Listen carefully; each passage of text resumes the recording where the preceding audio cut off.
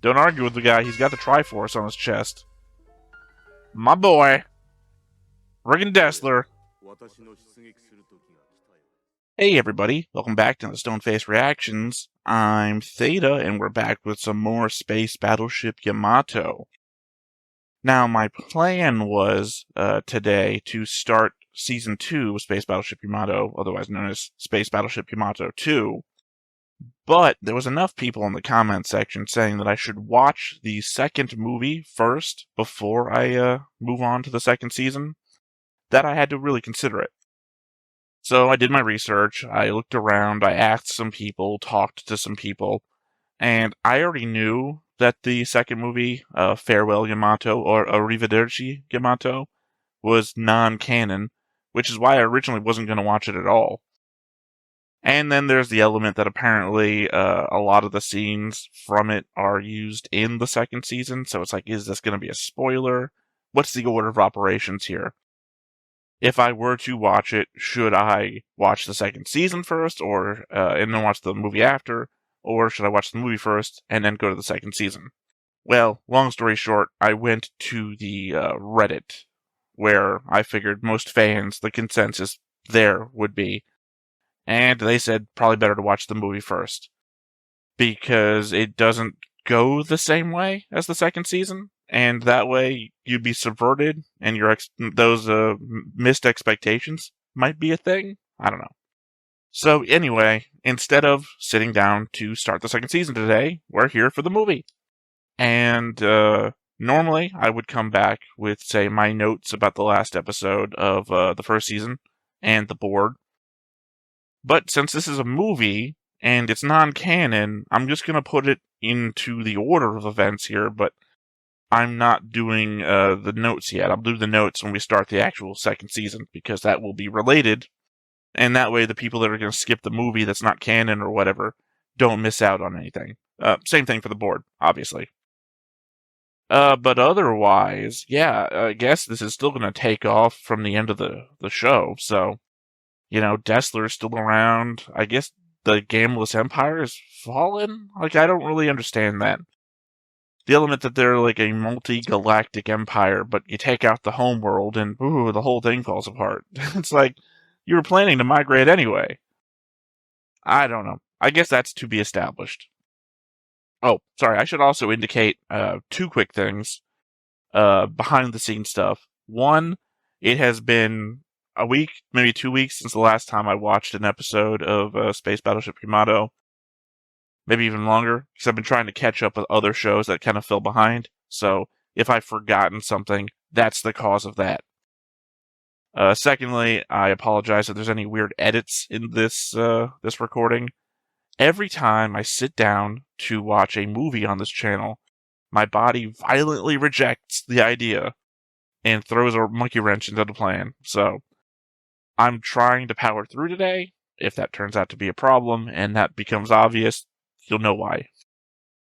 Other than that, I guess the only other thing is that movies on this channel tend to not go the same way as the shows. Obviously, a lot of you out there think I'm a fucking dumbass, so it doesn't matter whatsoever. But I like to try and think that I'm trying to keep up with stuff, right? That's what the notes are for. I take my notes about one thing. Sometimes those notes don't really help me, or I forget them, but I'm trying. I use the board to remember names and whatnot. But with a movie, essentially, this is 2.5 hours long? That is 5 episodes worth back to back, with no spaces in between to pause and ruminate over the events that have happened, try to remember people's names, etc. As we all know, I'm not a pause reactor. I hate pause reactions. But unfortunately, some of the most entertaining people out there, not me, some of the most entertaining people out there are pause reactors. I can't help that fact, and there's not a lot of other people that are reacting to the stuff that I want to watch. That's probably one of the reasons why I'm here. The fact that there is nobody else doing what I want to see, so I'm doing it myself, in the format that I want to do it in. You know, those people that'll hit you back in the comments when you say, well, it'd be better if you did this. Oh, if you're so smart, why don't you do it yourself? Well, this guy. proven that it doesn't always successful if you try it yourself. Anyway, not here for success. I'm here to share. And, well, here's hoping you guys enjoy the movie. Here's hoping I enjoy the movie too. So let's go ahead and hop on in to Arrivederci Yamato. But before we get started, make sure that you hit the like button, hit that subscribe button, comment down below to feed that algorithm. On top of all that, if you want to watch more shows like this, unfiltered, uncensored, and uncut, as well as some early access stuff, you can check it out over on the Patreon. It's just $5 a month, but hey, no pressure. There's zero pressure in order to do that. It's just a little bit of extra support, and it would be greatly appreciated.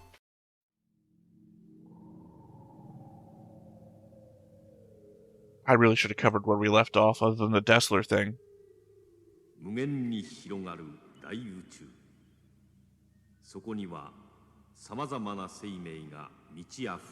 Yeah, we've met a few.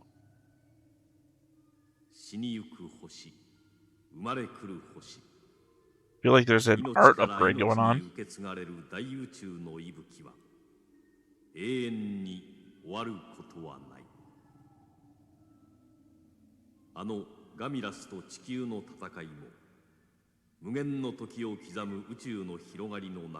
I don't know, man. It was less than a year.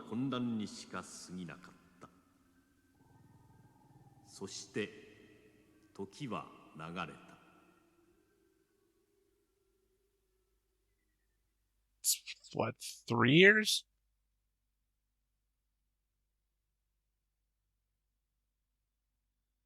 The problem is I'm thinking about the other, like the remake shows and everything that have the number of years in the name. See, it's flickering and moving. There's no audio change. That's something. I would think that the video is frozen, if not for the fact I can start.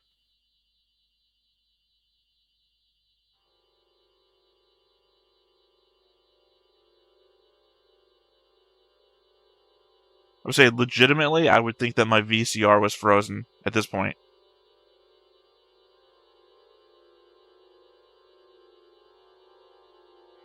Okay, shit is moving. Okay. Legitimately was concerned that the video file was fucked up.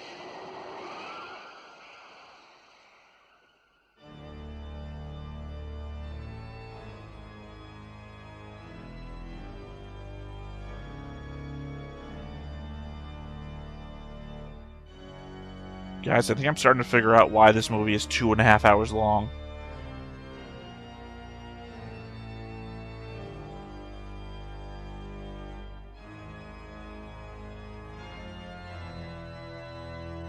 It's been 2.5 minutes and we haven't met a character yet.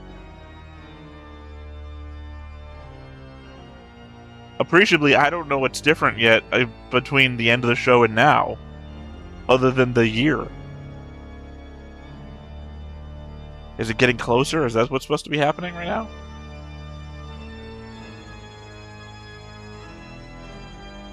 So I can just imagine being in the comments where you shut the fuck up, you'd know.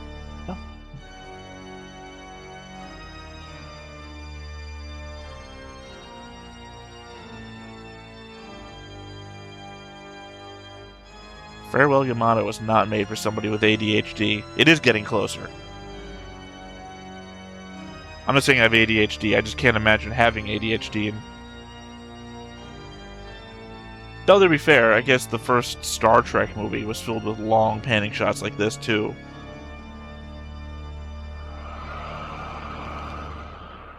So did it fly forward, stop, and then move forward again?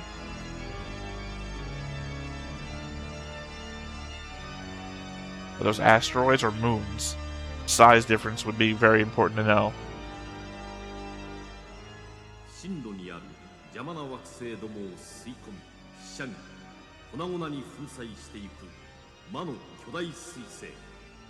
Okay, so there must be asteroid size if it's a comet, though it calls it a planetoid.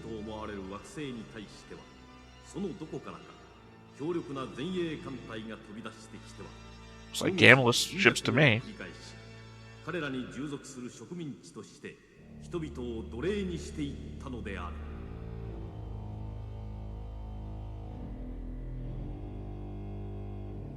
I guess all the plans would have to be on the course that the comet was taking, though.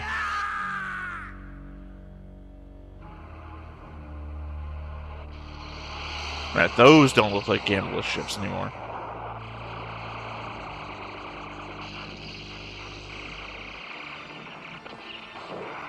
I do like the manta ray design, though. That's pretty cool.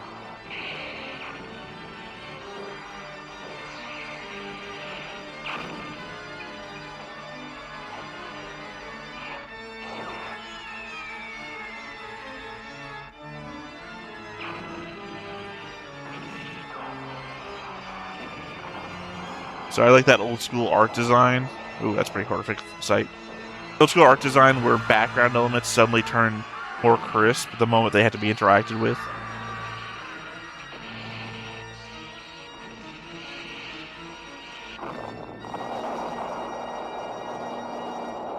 Yeah, this is like an event out of a Battletech history video.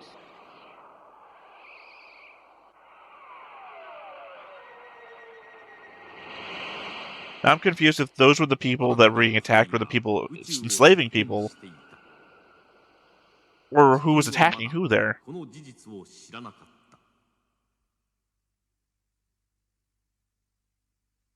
Pretty cool opening. Could have been a lot shorter, but pretty cool opening.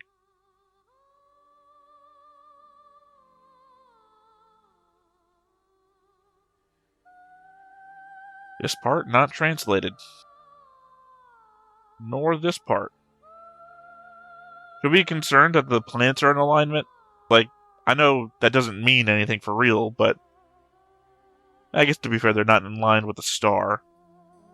The sun, as some people call it.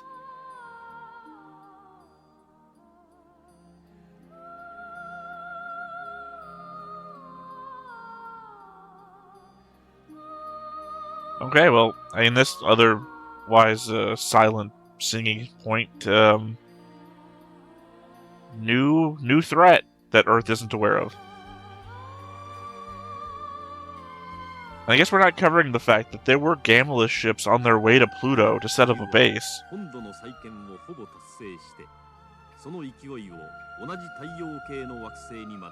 Did we just destroy them too, or what?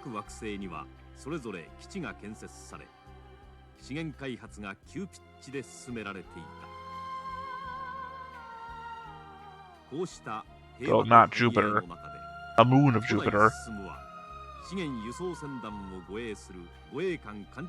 I guess he didn't get to keep the temporary command of Yamato.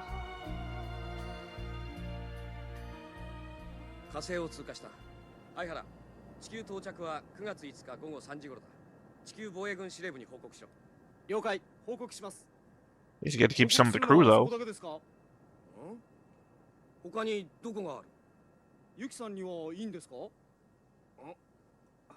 You know, since she fucking came back to life. Oh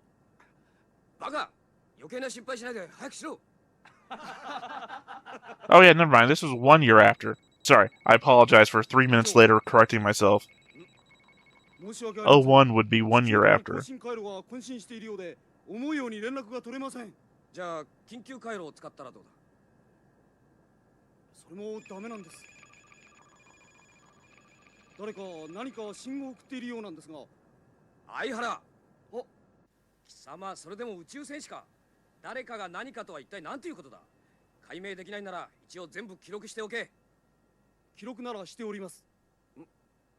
Oh, I mean, also, he called himself a space fighter. That wouldn't be a communications officer now, would it? That sounds familiar.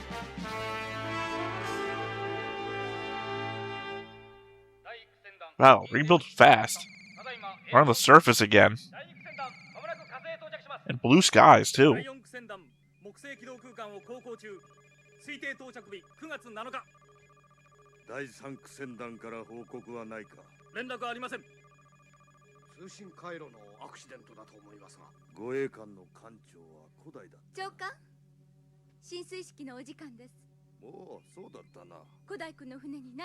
I wish they had gone back to the planet that Kodai's brother's ship crashed on. I know Kodai's brother is back there and everything, but I would like to have known more about the crash and all that stuff.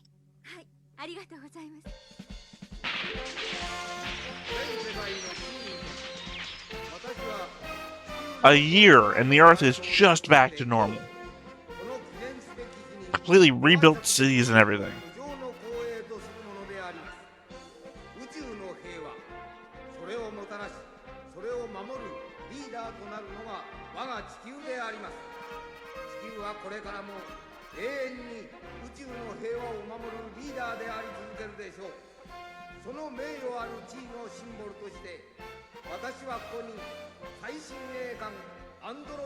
I assume the Andromeda is going to be the first one to fall. A Battlestar Galactica scenario where the newest shit is actually weaker than the old and tried stuff. Oh, 2 guns.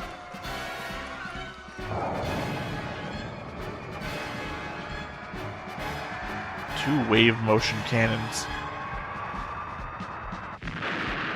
I'm assuming that's what they're supposed to be.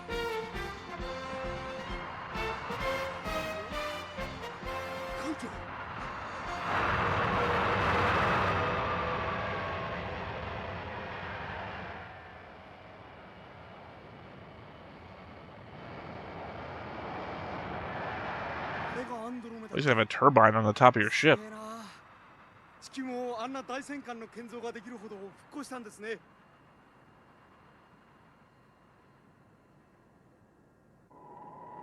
Don't know what you're upset about.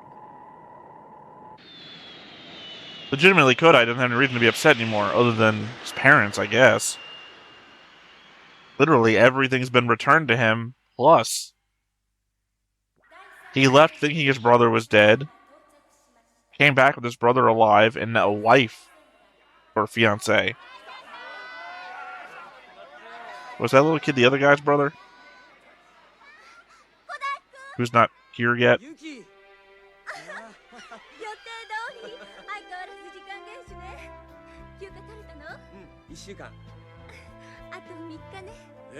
Yeah, it really just jumped past all of their romance, by the way. They were just hinting at it before, or he didn't even get it.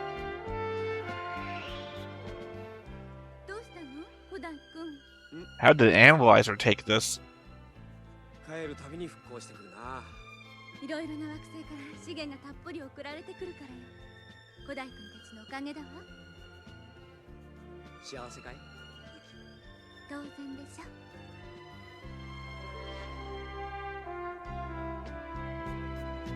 I mean, the part before the beginning of the movie really showed us that Earth is going to get ruined again when this comet comes by.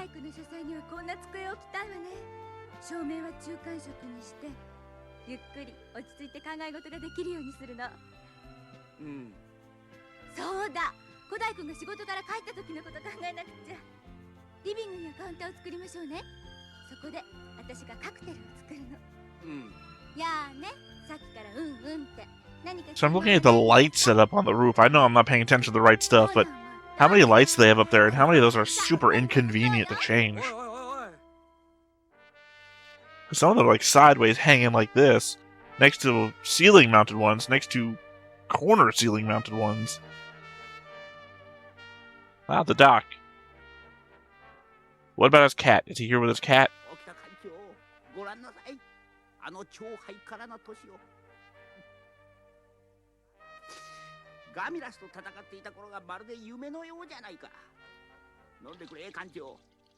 Yeah, I mean, Okita really died without having done anything other than getting the Yamato out there.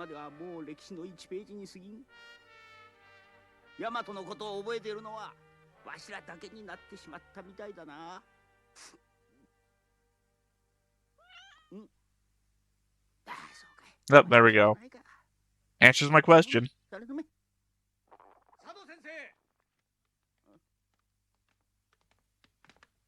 Now here we go. Here's the rest of the crew.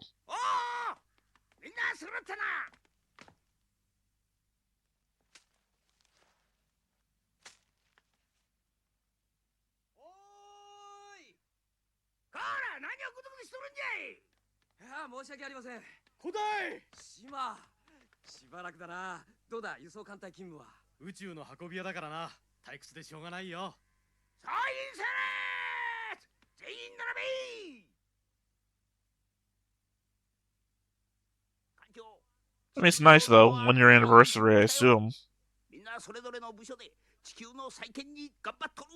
安心してくれ。偉大なる大和艦長沖田十三の霊へ敬礼。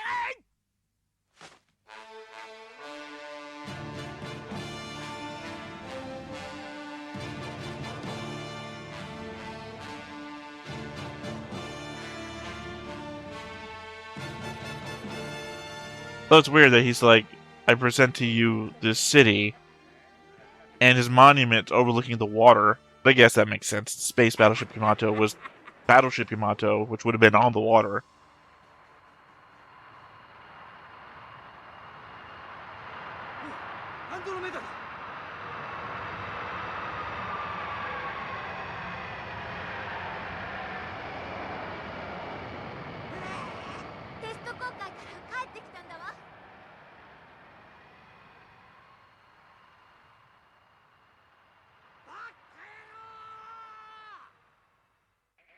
Sorry, not what I was expecting. I thought the Andromeda was going to be coming back with like burning coming off of it, and then it crashes and explodes, and that's going to be the introduction of the bad guys.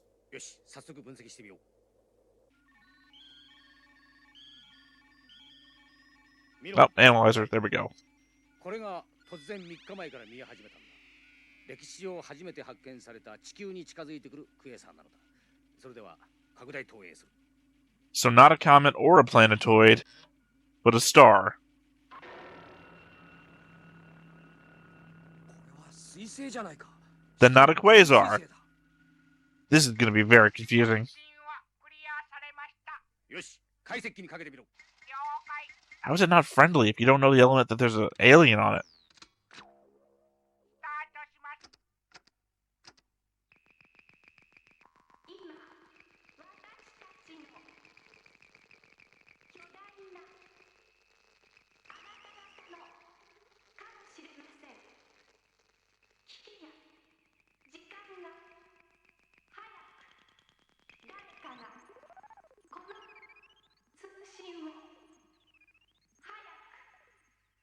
The device he popped in there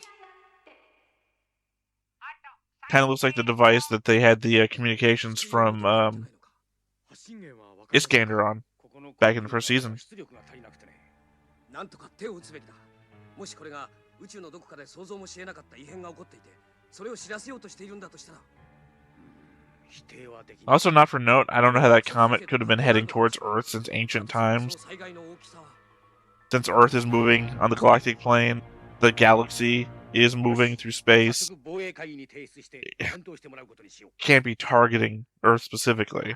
たとえ地球に接近してきたところで、先頃完成したアンドロメダをはじめ、波動砲装備の戦艦だけでも、今や全世界に数十隻、彗星の一つや二つ、簡単に破壊してご覧に入れます。 いや、古代艦長があえて防衛会議へ資料を提出したのは地球だけの問題として。 Literally, there was some hesitation. しかし長官、こんな不確かな情報で政府が動くわけにはいかないよ。やれやれ、人騒がせな話はいい加減にしてもらいたいもんだ。お尋ねします。地球は宇宙の平和を守るリーダーではなかったのですか。古代、やめろ。もし地球人が真に宇宙の平和を Using your own words against you. やめため。君はオブザーバーだ。 Who the fuck are you? Sorry, where were you the last 2 years? Son of a bitch, you're old man. You should have been able to be doing something. Us kids doing all the shit. Us kids, I'm as old as that old man.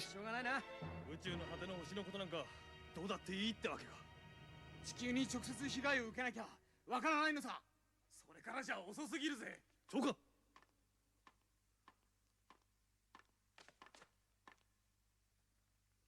多分ここだと思ったよ。長官、わしも時々ここへ気持ちを休めに来ることがあるんでね。実はヤマトのことだわ。ヤマトがどうしたんですか。 Yeah, who's gonna repair the Yamato, apparently?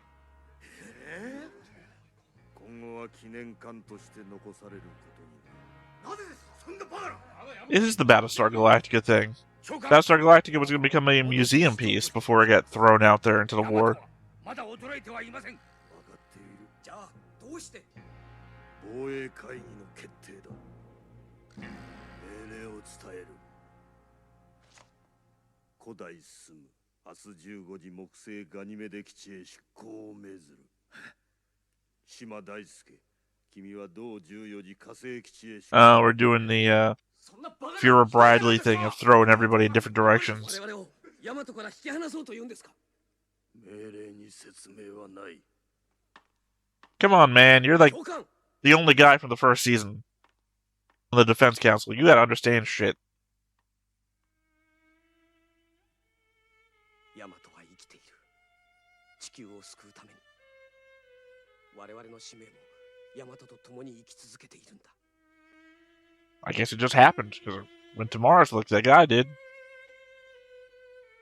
地球か。何もかも皆懐かしい。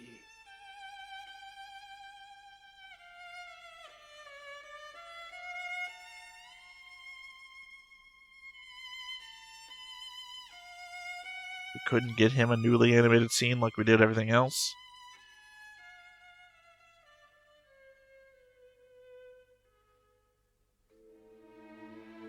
そうだ、俺たちも地球の人々もみんなヤマトに励まされ勇気づけられたんだ。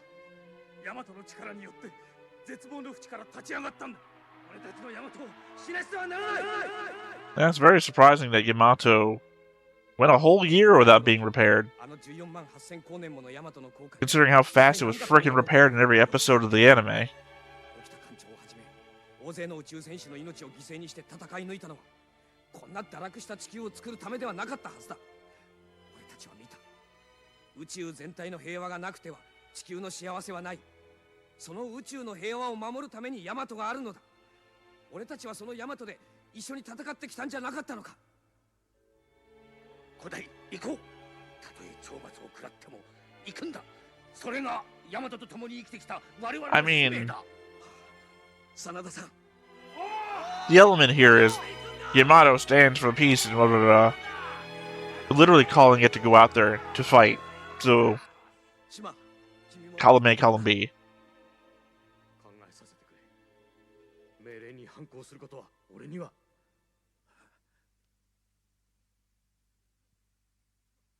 島。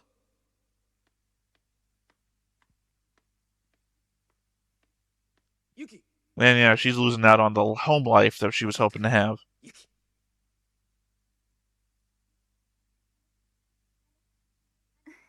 あなたの部屋に行って着替えを取ってくるわ。これから忙しくなるんでしょ。 Gonna miss the wedding too. Your own wedding. ユキ。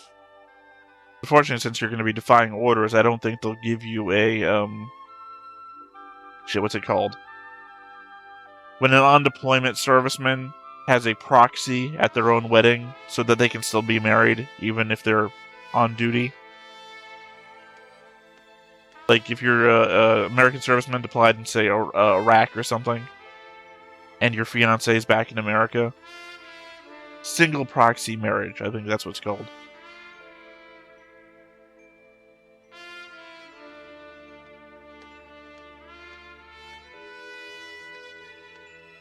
I don't think they're going to be willing to do that if you're defying orders.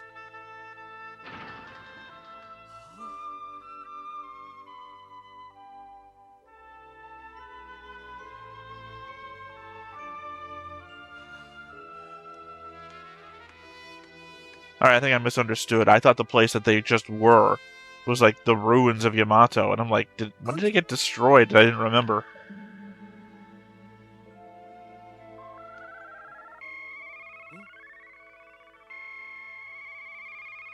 Is our chief engineer downstairs fixing everything?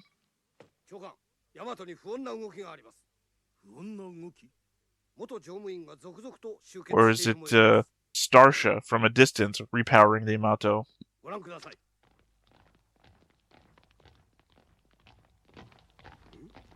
あれは空間騎兵隊の斎藤。なぜあの男まで。直ちに司令部から対艦命 I 令 guess that's one way to introduce a new character. Wait, was Saito a new character? That name sounds very familiar. これは待て。わしを置いていくつもりか。これ何をする。割り込みは禁止です。老人優先で。五代、島がおらんようだな。執行まであと30分。来るならとっくに来ているはずだ。やっぱり島さん。チェ、見損なったな。いや待て、Yes. Literally been caught on security camera. 当然気づいていて不思議はない。ヤマトに乗り組んでしまえばこっちのものさ。古代スムはどこにいる？俺だ。Yeah, it's a new character. あんたが。俺は斎藤はじめ空間騎兵隊第一機構師団の中隊長をしている。あいにくここは宇宙戦艦ヤマトでな。わしがスカウトしたんじゃよ。まあこの男は柔道、空手にレスリング、合わせて23段の猛者でな。The 23rd level, we're playing an RPG. どうする古代？使い道あるか？まあ当分清掃係でもしてもらおう。せっかくだが俺は人一倍プライドが高くてな。それじゃ出番が来るまで飯食らって寝て暮らすでしょ。Oh, come on, man. Don't be littering the bridge. I know we have like a respect issue going on here, but... ヤマト乗組員に次ぐ長官命令だ。直ちに退官せよ。諸君の行為は地球連邦政府に対する反逆である。直ちに退官せよ。 Are they gonna go do this thing and then they're gonna send the Andromeda after them and it's gonna be like a whole chase thing? 直ちに退官せよ。地球連邦政府に対する反逆である。よく考えたまえ。 I suppose this is one way to get everyone to know what's happening. 残る者は十分覚悟してくれ。これが我々の旅立ちなんだ。去るも残るもみんなの自由だ。 Well, of course. Not like the very start of the movie, we're not gonna have people abandon ship. Unless we had like a voice actor who couldn't keep their character for a bit.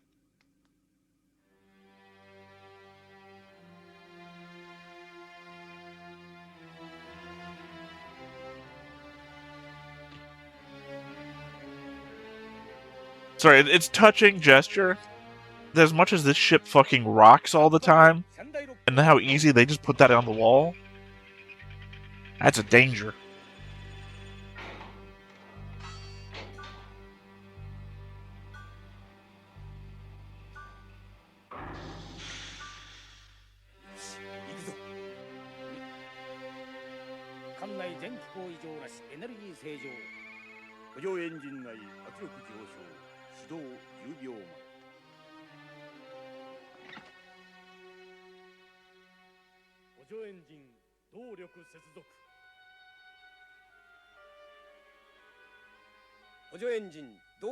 So is he acting captain and gunner? Sorry, I forgot what his title was. And I guess occasional fighter pilot, captain, group, guy.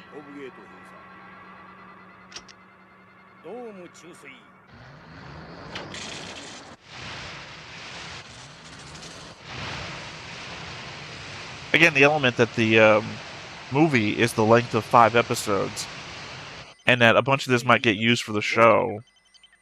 It would be interesting to see their, I guess, mutiny against the government over the course of longer than, say, 10 minutes.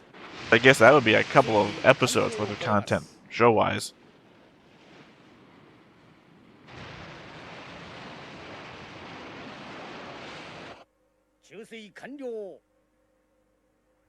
The irony that the space battleship Yamato not only got turned into a spaceship, but also technically a submarine.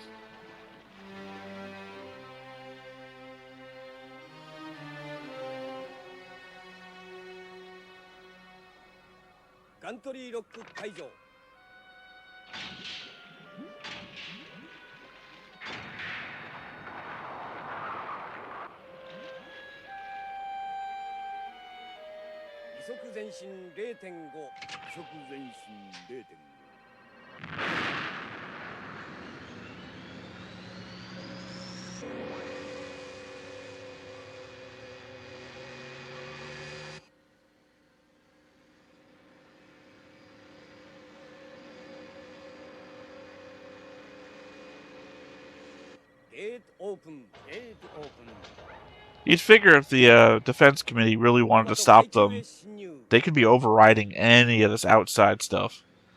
Like keeping the gate closed or whatever.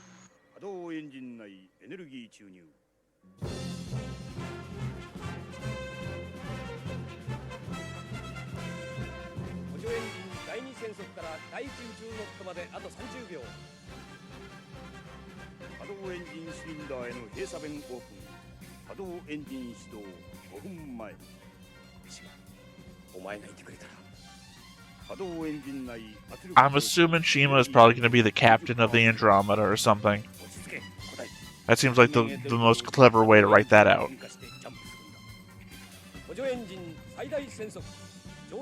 That way, so when they later have to confront one another, the reason why the Andromeda doesn't do anything is because of Shima.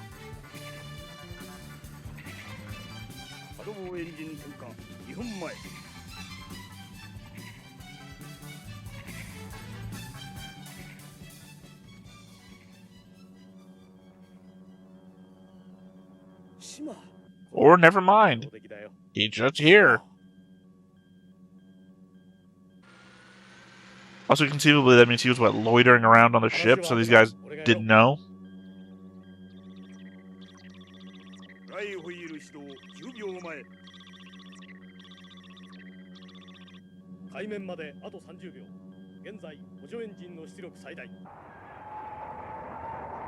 Like I said before, the idea that maybe a voice actor couldn't make the movie for some reason. That'd be a reason to have their character be elsewhere during the events of the movie.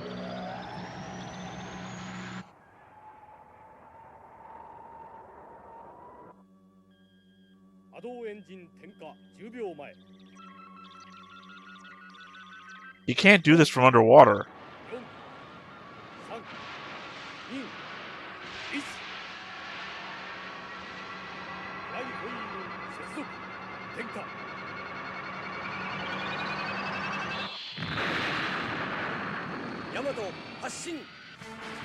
Okay, I thought they were talking about the wave motion engine coming online, which would have been a jump. And you can't jump from underwater, or conceivably you shouldn't do it in atmosphere either. I don't remember there was a whole thing about gravity.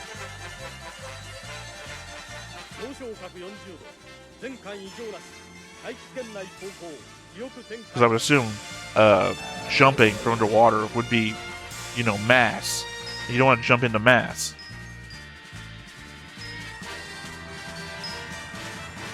Either way, I'm arguing about something that's not going to happen, so ignore me.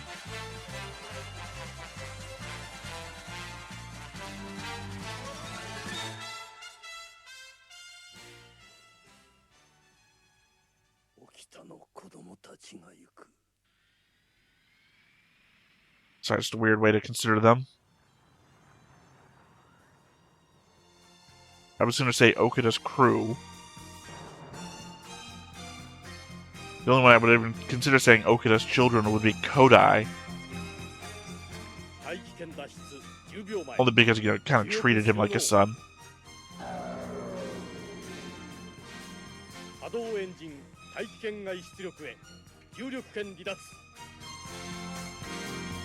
They were certainly like, we invested a lot of money in these new things that the ship can do.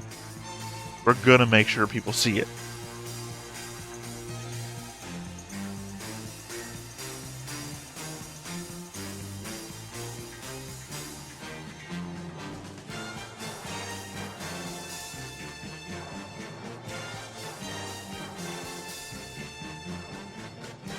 They really shouldn't have done the opening bit, though, now I'm thinking about it.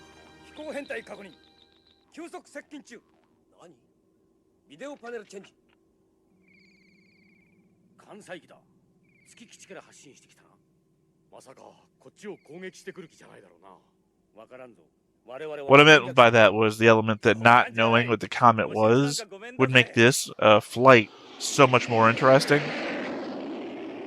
Oh, is it the old fighter craft crew who are coming to join the ship? Oh, what's his name? I can't remember. He wore the black and yellow uniform.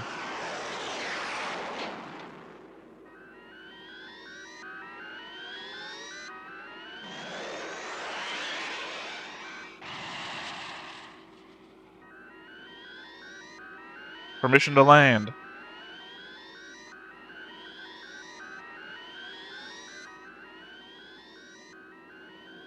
Yeah, the wiggle. Friendly wiggle. There we go. 着艦を許可されたし Because of course we're not gonna leave Earth getting attacked by our own people.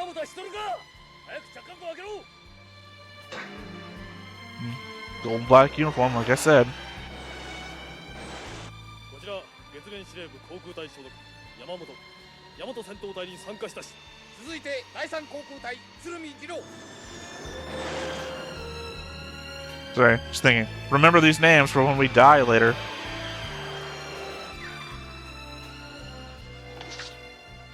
加藤山本よく来てくれたな加藤ひどいぞ俺たちを置いていくなんていやすまん突然で仕方がなかったんだ Yeah, you better hope that Earth losing all of these Defense Force people isn't going to harm it when the comet eventually gets here. But that's what I was saying before.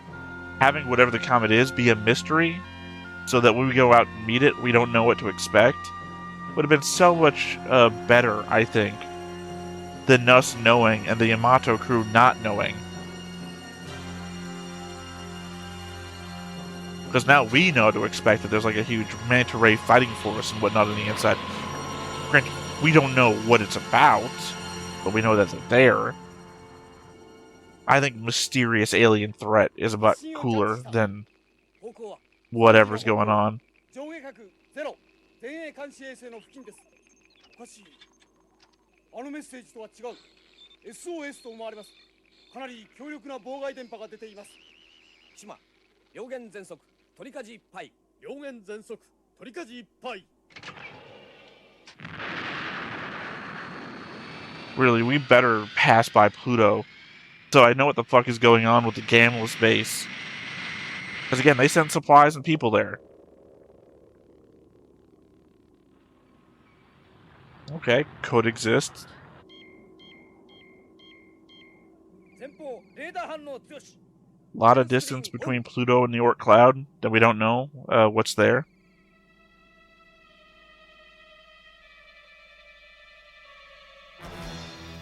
Andromeda? No, okay.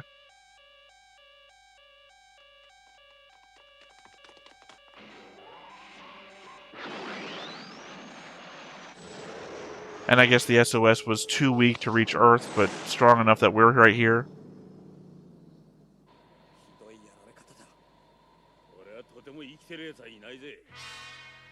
I don't know, smoke's still pouring out of it. That means that there's still oxygen or gas of some sort on the inside, which would indicate the possibility of life.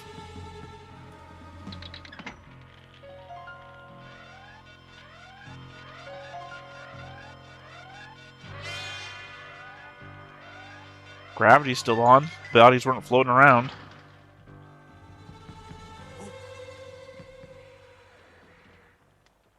Shire! しっかりしてください。誰だ？宇宙戦艦ヤマト、艦長代理古代進であります。ヤマトの救助に来ました。私はいい乗組員を。他の者が救助に当たっています。さあ、司令も。古代。久しぶりだな。土方だよ。宇宙戦士訓練学校の。Okay. Character we've never met before, though.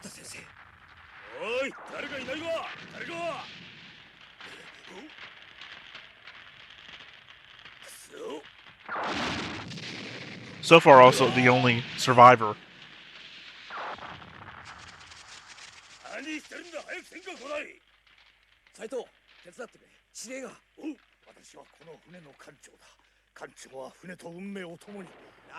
To be fair, that's what my brother said, and he's still alive.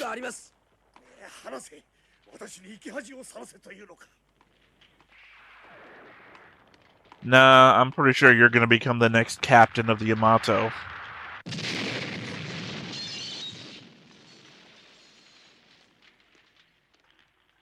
Also, you're the only one with any intel about what the fuck happened here.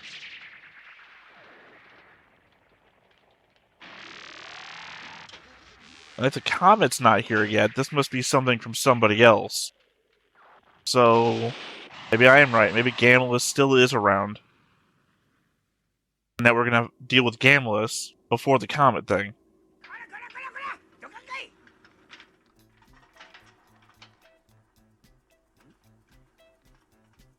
Yuki. 失礼します。 Also, that's a weird thing. Sorry, he was stripped down in the pod, meaning they stripped him down on the ship that was burning and exploding. Yuki, 古代のやつ怒っとるぞ。あんたがいかんのだ。無断で乗り込むか I mean, they formed a crew without permission. おしゃべりしてて大丈夫なんですか？何わしの手には目があるんじゃ。よし、これでよい。治療中に入室しないでください。君は誰だ？地球防衛軍科学局生活部森由紀です。乗組員名簿に載っていないな。 A weird thing to say. いや、わしが登録するのを忘れたんじゃよ。体感してもらいます。船の規律が守れません。おい、そう固いこと言うなよ。結構です。ただし患者の処置を Is he pretending not to know her? さあ手伝ってください。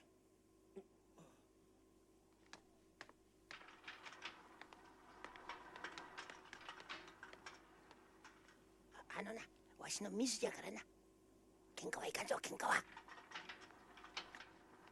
Are we indicating this is not Yuki and somebody else?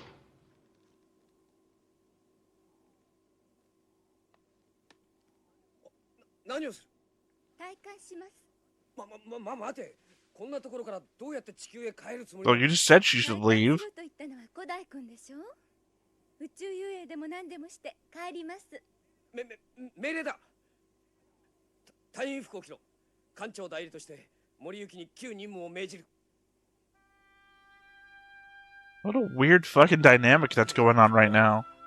地球にいれば平和に暮らしていけるのに、こんな危険な旅へ紛れ込むなんて無茶だ。私もヤマトの仲間の一人よ。 Yeah, I mean, she was part of the crew before.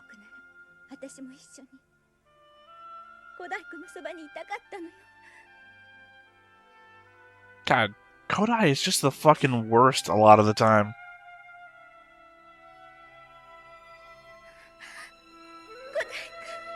He, like, developed out of the problems that he had back in the show. But he's always gotta have a problem.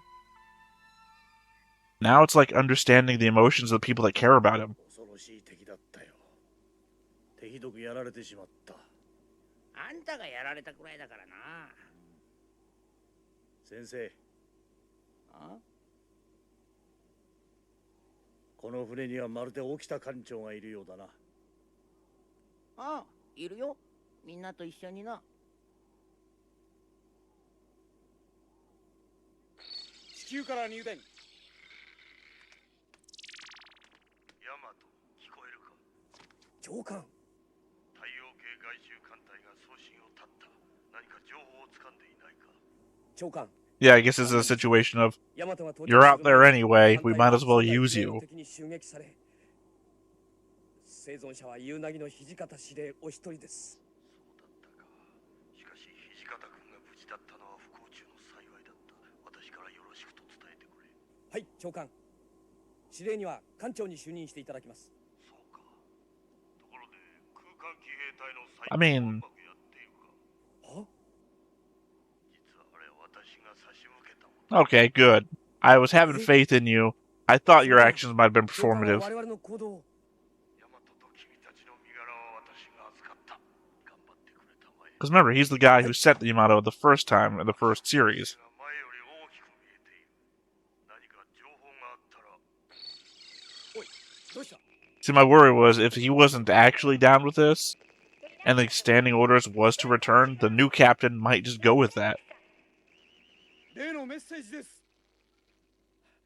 発信源を探れ。了解。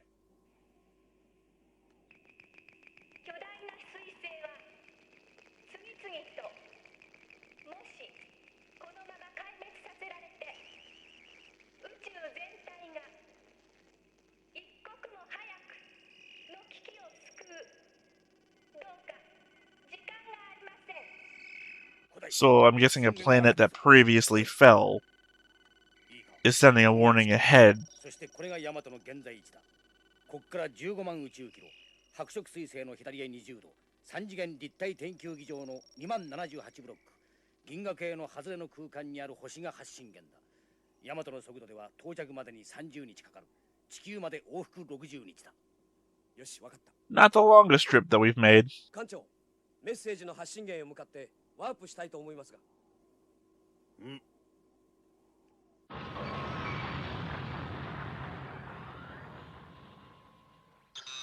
Manta ray.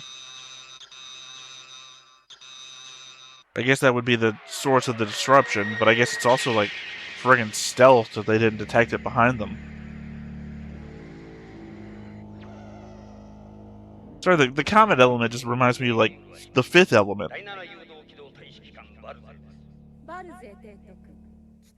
Shit, I just missed the name of the empire.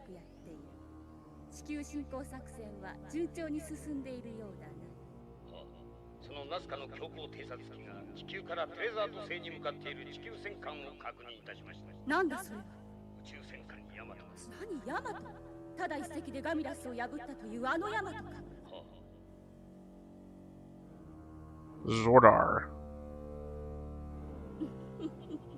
いかにヤマトでもあの防衛線は突破できまい。とりあえずテレザート製守備艦隊のゴーランド提督に。Telezart. Okay. I guess these are the people that maybe Gamlis was fighting? Because remember, Domo came back from a war that they were fighting. ここから7万5000宇宙キロの位置、ここへワープします。波動エンジン異常 They say defeated Gamlis. I just do not believe that defeating their homeworld is the same as defeating them. 1分前、各自ベルト着用。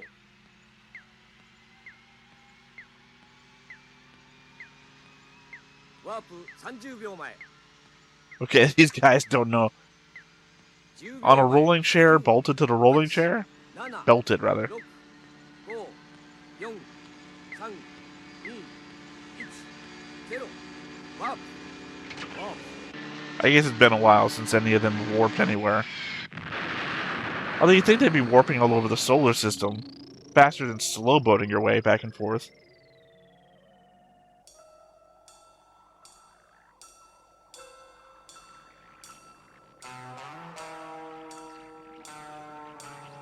Please don't make people naked again for no reason. I swear that's what happened to Yuki the first time they warped. Memory serves.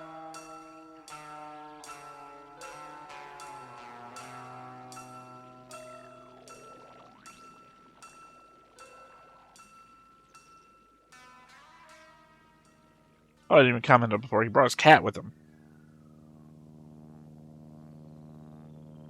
ワープ終了。波動エンジン異常なし。船の損傷を認めず。 Well, disappointed again because they didn't cover if there's a Gamlis base on Pluto. And at this point, I might be the only person in history who's like, Gamlis base on Pluto, still going on about it. But for me, it's important because I wanted to see it. お前、ナマズの親戚か。ミーゴン。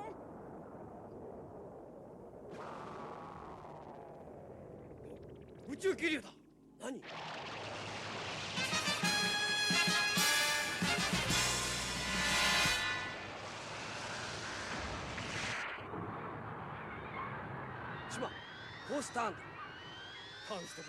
I guess, to be fair, they did establish at least one of these existed in the series, so not something out of nowhere that we never heard about before.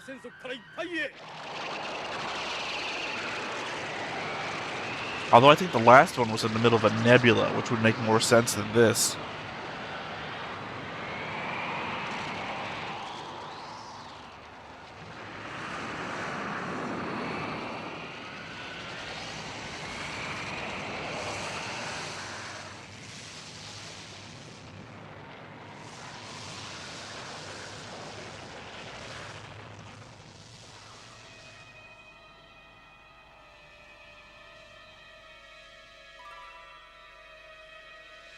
And how close to the source of the signal is this? どうします？ヤマトのパワーなら大丈夫だ。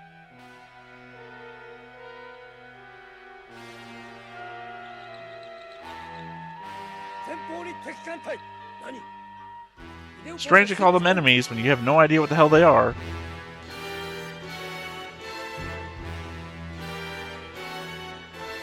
See, even if we recognize this from the start, they've never seen these before. 方位は距離は 左舷前方11宇宙キロ It's the difference between 11 kilometers and 11 space kilometers. 敵艦隊の後方に惑星発見。ビデオパネル拡大率上げます。 So it's gonna be like one of the enslaved planets? One of these guys are, あの星は何だ or are we in the comet right now? Like, I'm just slightly confused.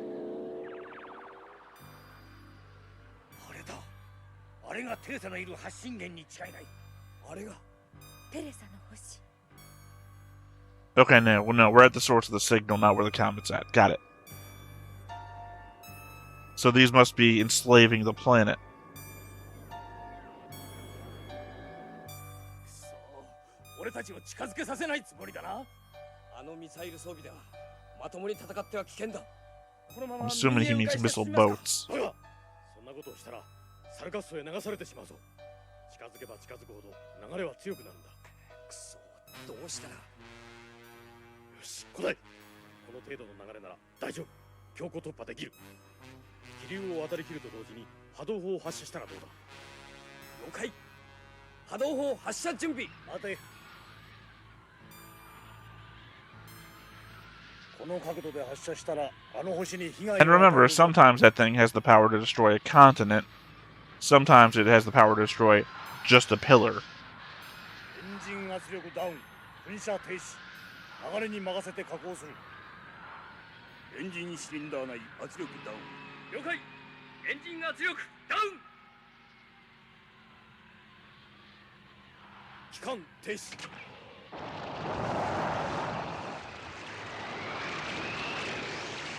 Really? They should have used the drones that they had in the first season? The thing that I use is the middle scene when I'm talking? And made the asteroid armor out of all those rocks that are floating around them. So they're not, like, buffeted by all this shit in the flow.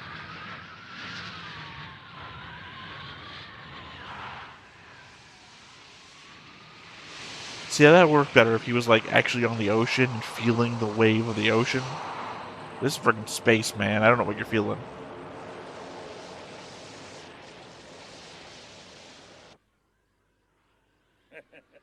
ヤマトめ。気流の影響で機関が故障したな。前艦左90度、気流に沿って進め。ヤマトの行く先を見極めろ。地獄に落ちるか。 Alright, Gorland. Gorland is either going to be our new Domal, or he's going to be our new Mook, like the Pluto captain guy. Whatever his name was. He's on the board, I don't remember off the top of my head.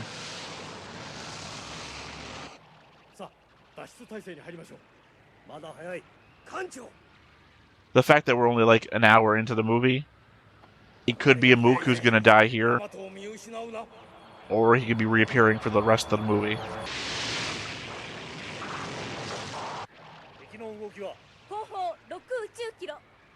Well, 5 kilometers closer. So I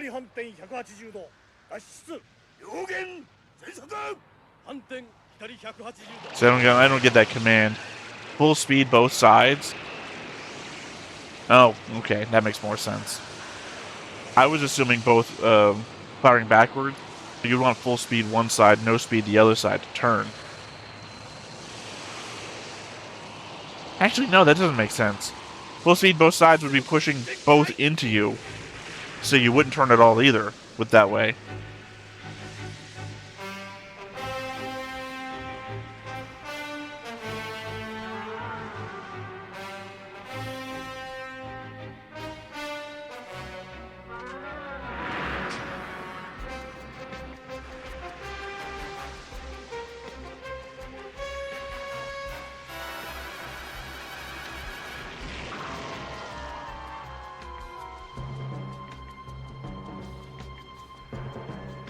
You'd think the fleet outside of this would have an easier time of preventing Yamato from getting through. Since it's got to full speed its way through the current. Yeah, if they had just attacked it while it was full speed into the current, they would have just knocked it backwards into it again more.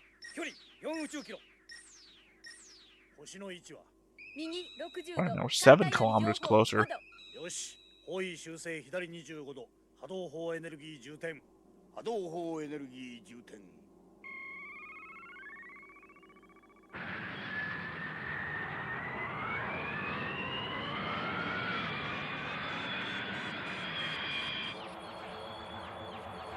Now, are those going to be giant wave cannon guns themselves?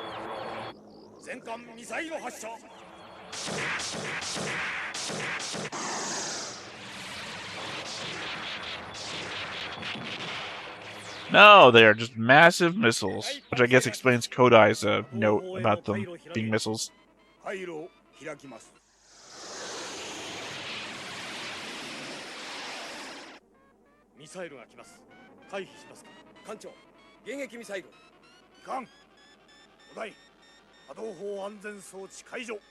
Still very odd that we never tried talking to these people.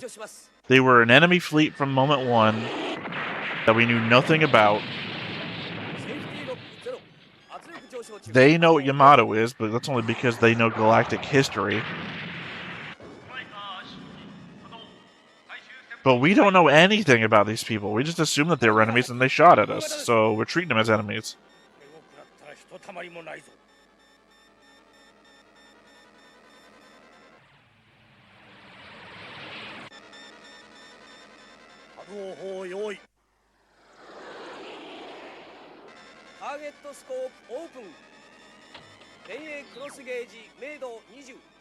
Say, why was the previous command in complete English?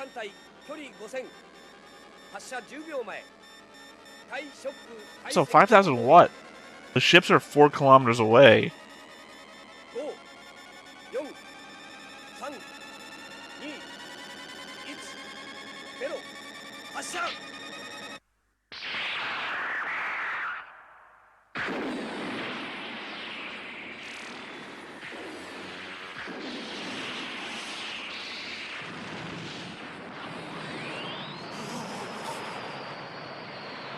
There we go. He was Mook, like I said.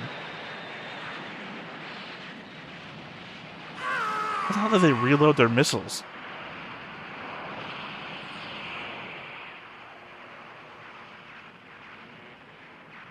Sorry, it's just that last ship that had gotten destroyed.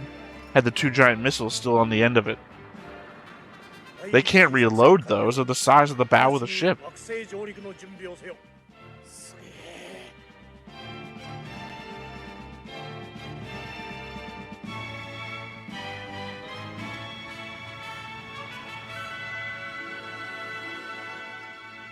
Oh, that's right. Sonata is the one with the robotic legs and arms that can blow up.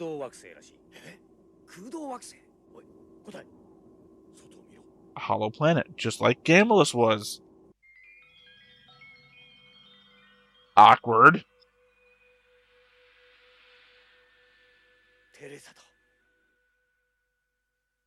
How do you even know that?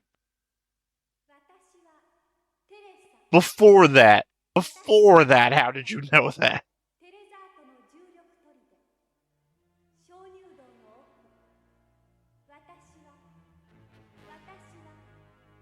Are you a prisoner? Is the entire planet your prison?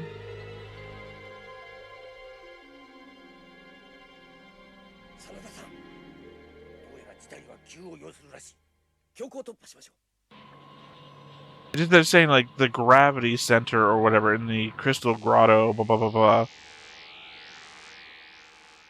It seemed like they were saying that the entire planet is just for me.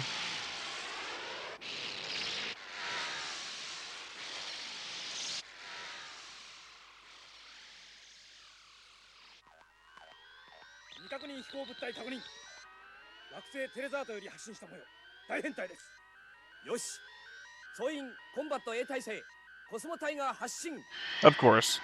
We brought them on board, we gotta give them an action scene. I feel like this is really weird. They have no conception that the comet is of any threat other than the fact it's guided and it was heading towards Earth. They got a message that was so unclear that they have no idea what it really means. But they automatically treated the Telezart, or whatever they're called, as enemies before they'd even talked or opened fire, and they never talked to them. But now a mysterious naked girl appears to them, and they're like all about it.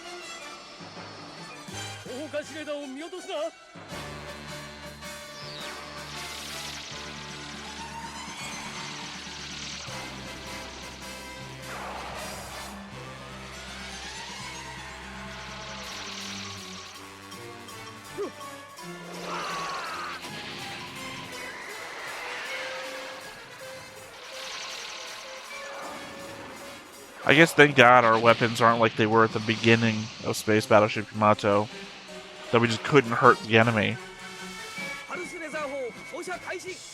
Which would mean that these guys are comparable to the Gameless Empire.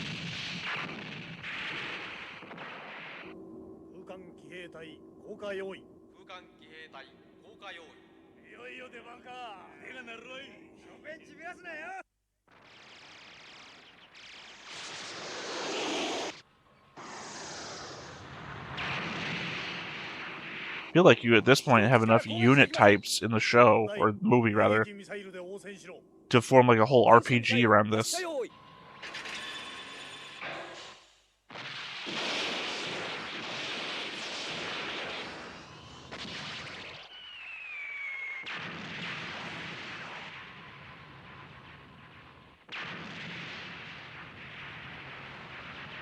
It's interesting that the explosions are all green.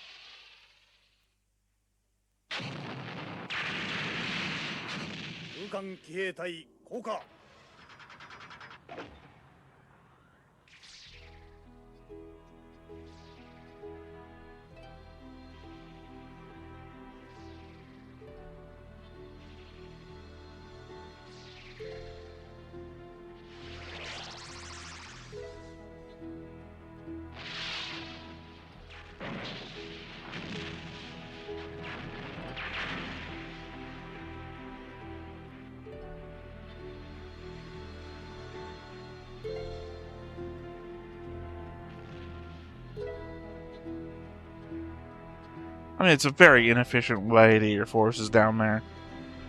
It's just one of those guns pointed up. Half of your recon force is dead.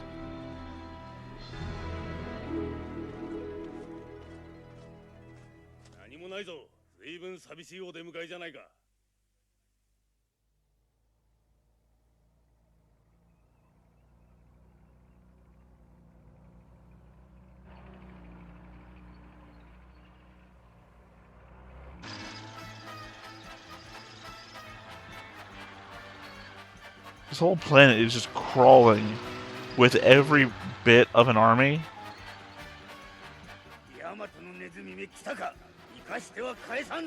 But none of it acting as a unit. Every bit of this army is not is individually separate, so they can be killed one by one.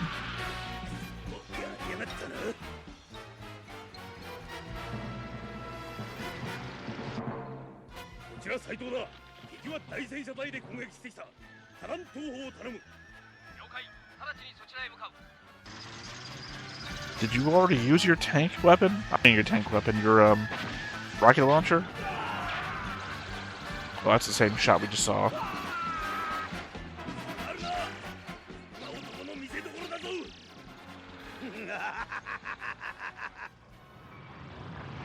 I mean, if they wanted to show us a protracted back and forth battle, have them take positions, have them shooting the rocket launchers and throwing grenades and everything back and forth.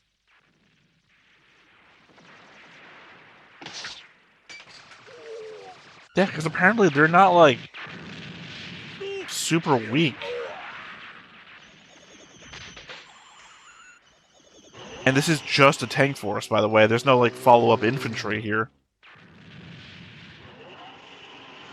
The front of it has a gun turret, or a gun port, rather. And they're not shooting anything from it. できたぞ古代 Is that enough rockets? I don't know. 斉藤交代しろ了解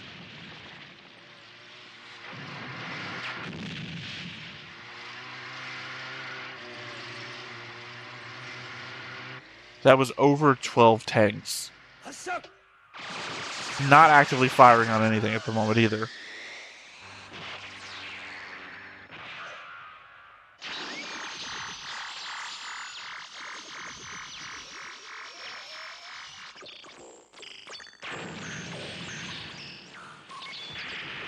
Remember, the Cavaliers are on the ground all over the place right now.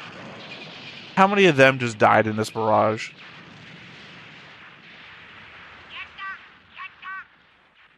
Not that we ever knew how many Cavaliers there were to begin with, so obviously. We're doing the same thing as Season 1. Any number of people can die, and it won't matter to the story.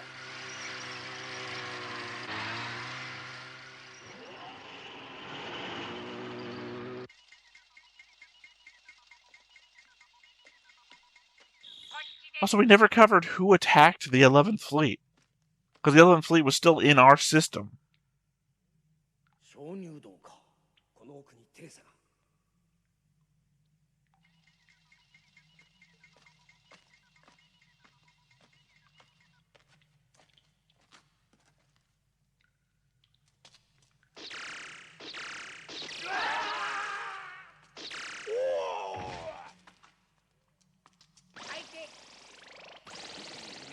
Well, now we know Analyzer's bulletproof, or laserproof, or whatever.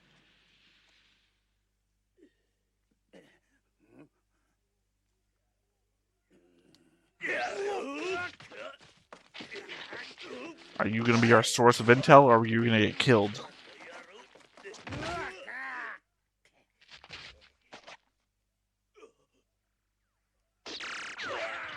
Oh, that was fucking close.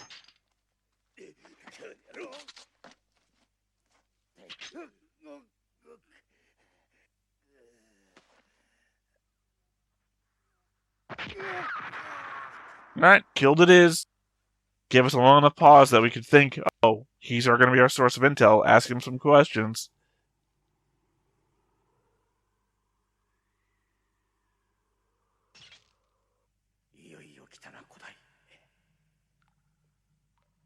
At this point, I would not be shocked if she doesn't even look like she did. Like, maybe the hologram thing was not a joke. Maybe it was a lie to lure people in.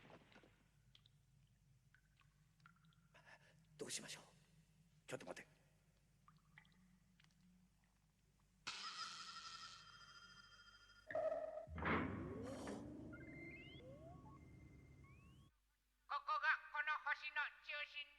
She is being held in the planet's center. Like I said, the gravity well. That's what makes it seem to me like a prison.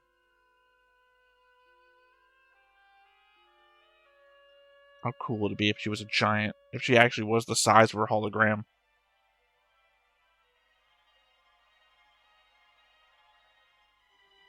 No, never mind. I was hoping that was going to be like one of her eyes or something. It's a ball that she's in. Kind of like Civil from Across 7.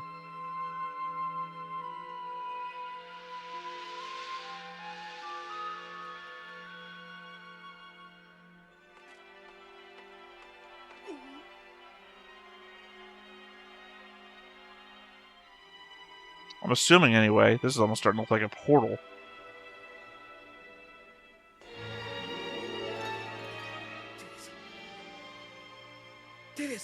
Also, it's kind of starting to feel like a siren, right? Why is she fucking naked? It's all men that came after her. This all seems to be a projection.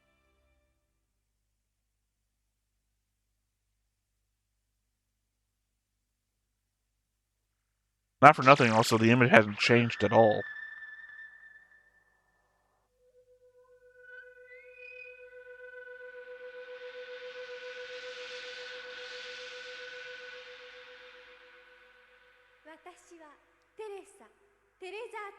I look a lot like your fiancé, if you think about it. 私の前例を傾けた祈りに応えてくれたのはあなた方だけでした。テレサ、我々はあなたのメッセージに応えようと必死でここまで来ました。あなたの警告の内容を教えてください。あなた方は白色彗星をご存知ですね。ええ。あの白色彗星は大きな楕円軌道を描いて An orbit around the universe? の惑星を侵略、植民地化して全宇宙を我が物にしようとしているのです。 If it was orbiting the universe, then it wouldn't be in the universe. どのような目にあったかお見せしましょう。 Ah, cool. Another one of you. I mean, the way that Starsha was like the only Iskander left. Last of our race is something that we seem to be doing a lot of. 私はただ一人逃れたものの水星帝国に捕らえられ、この星に幽閉されてしまったのです。 Why? 彼らの次の目標は Why did they dedicate an entire wing of their military to protecting 間違いなく彼らは地球をあの火の玉に巻き or isolating the single remainder of a species that they've already killed off? ヤマトよ、今こそ立ってください。それが地球を救うのみならず全宇宙のためなのです。テレサ、我々もそのために来ました。しかし地球の科学力ではあの彗星の実態が分かりません。どうすればあの彗星を葬ることが、その方法を教えてください。あの火の玉のような高速中性子の嵐と高圧ガスの帯の中に人工の帝国があるのです。 人工 I feel like a hurricane would have been a better example. 白色彗星を倒すにはまず白色に燃えるガス体を取り払わなければなりません。 Wave motion cannon will do that. それはヤマトの波動砲をもってしても不可能なことでしょう。 Never mind. どうすれば破ることができるのです。それは私にもわかりません。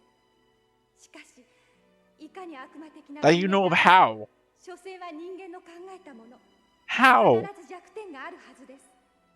それを見抜くのがあなた方です。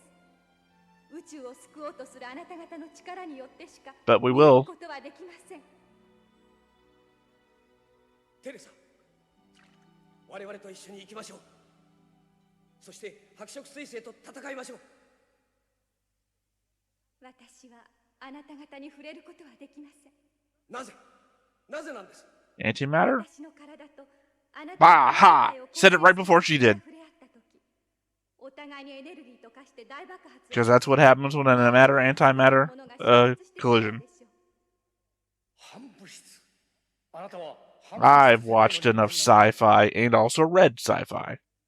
宇宙の今の危機をお伝えすることはできても手を取り合うことはできないのです。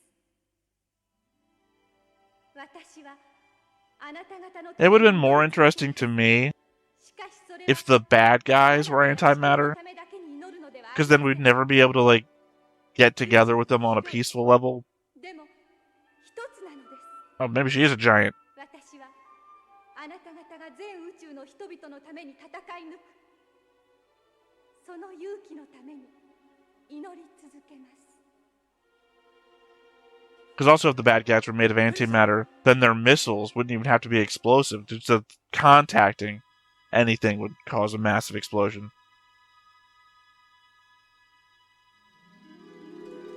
Just throw antimatter rocks at the Yamato and it would just explode.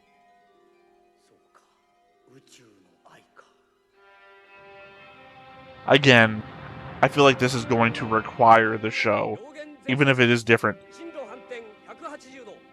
They cared a lot. They don't know any fucking thing about Teresa. They were in fucking love with Teresa before they even met her. And I don't know if it's just the element that they're like a bunch of young men and she was fucking naked from the moment that started. There's just a... Oh, I thought that was going to be people screaming. Oh, I love the organ music.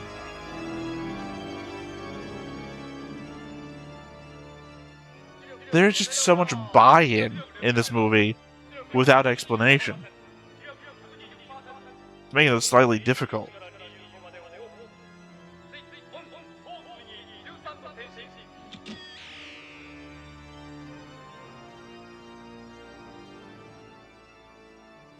And then the Yamato was just fucking there.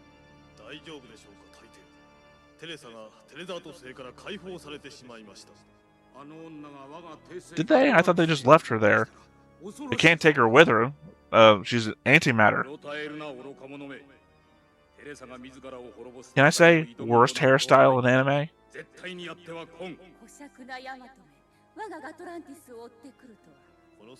I feel like she's based on He-Man? Oh, Bird Lady from He-Man?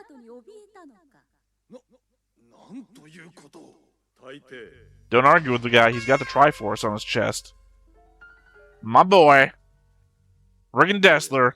私の出撃する時が来たようですな。ヤマトに敗れて以来、今日という日を一日先週の思いで待ち続けておりました。ヤマトはこのデスラーがお引き受けいたします。大抵は心置きなく地球撃滅をお楽しみください。Granted, Dessler shouldn't be alive either, but whatever. It's not Dessler, it's Dessler.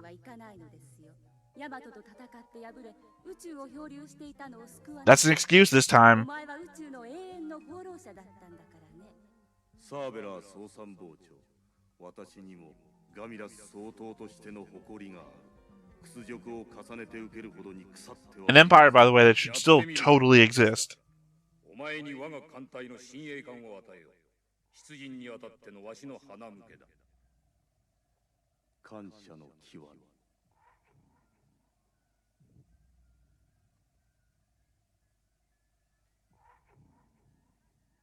監視艦隊司令、見る。はい。お前も一緒に行け。はは。 There was another guy in the row that had 4 stars. This guy also has 4 stars in a different arrangement. I wonder if they're pointed in the direction that matters to, Okay, this is sudden.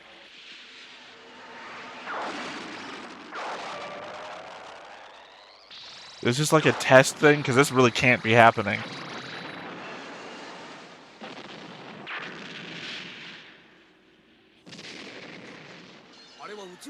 No, it just really is happening.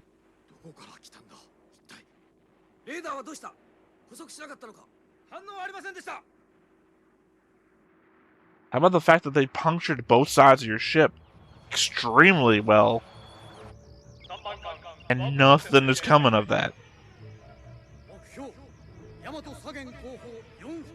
At least you're on fire, that's something.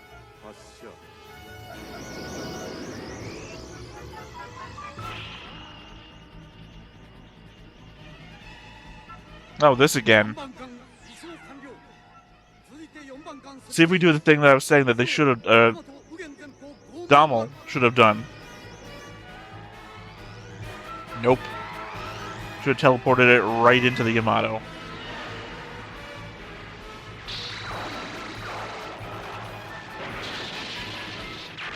Again, this level of destruction just out of nowhere.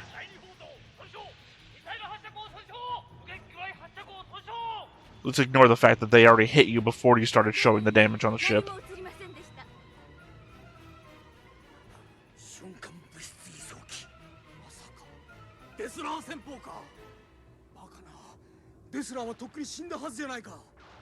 A year.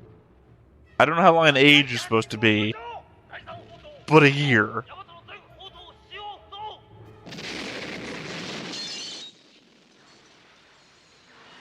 I guess this is where the Andromeda should show up? And again, there's no way you could possibly fucking know that. He didn't radio you or anything.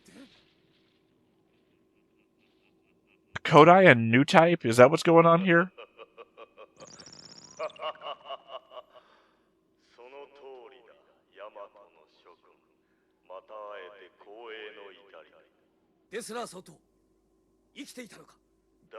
I guess they're not going to call him Führer anymore.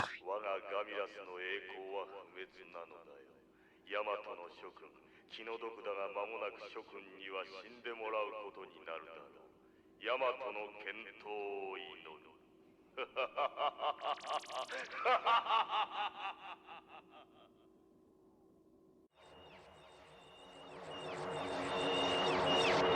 ヤマトにとどめを刺すのだ。 See, I mean, this should have happened earlier. That way they'd at least know these guys are definitely the enemy by virtue of them working with Dessler.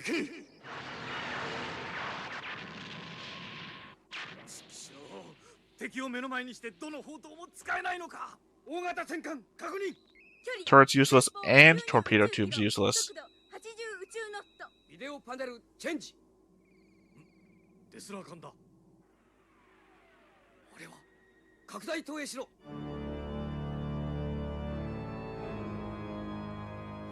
Yeah, we knew about that.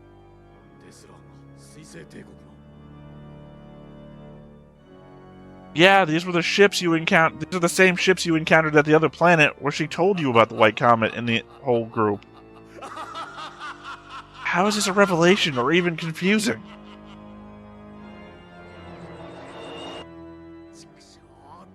I mean, that is Dessler's old ship. I'm talking about the two other ships that are with him.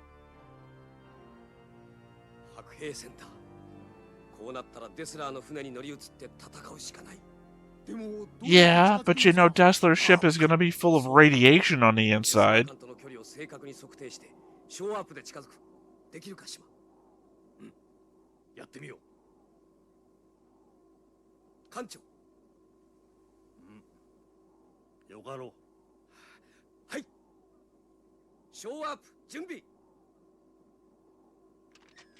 Legitimately, if Dessler's ship had any, like, missiles on it or anything, we could take out the Yamato right now.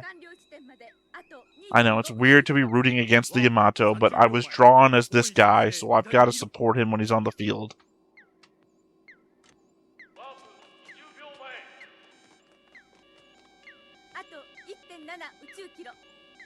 And again, their spacesuits keep their fucking mouths exposed.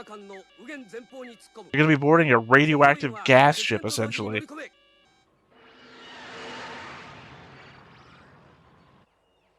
Again, not for nothing, those guys could shoot you when you start going into warp, which would fuck you up too.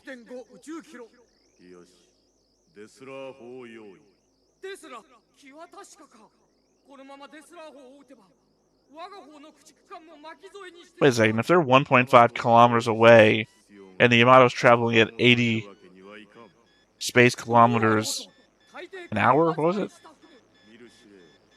They should be flying past each other.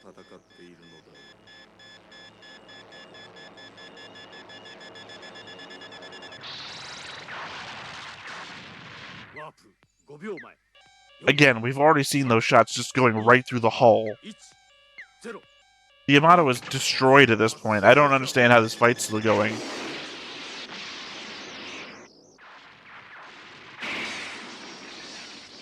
Isn't that just fucking bullshit?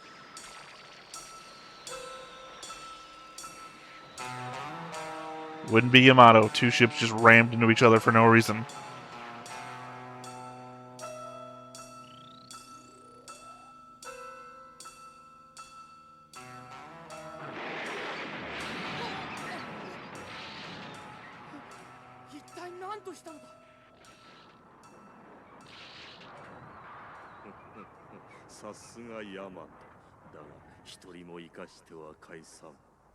I mean, now you're side by side. Self-destruct. Self-destruct to take you both out at the same time. Obviously, I'm talking from the Dessler perspective, not Yamato's.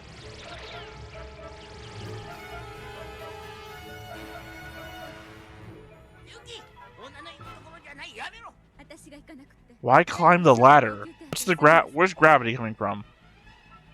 Jump and float down to the other ship.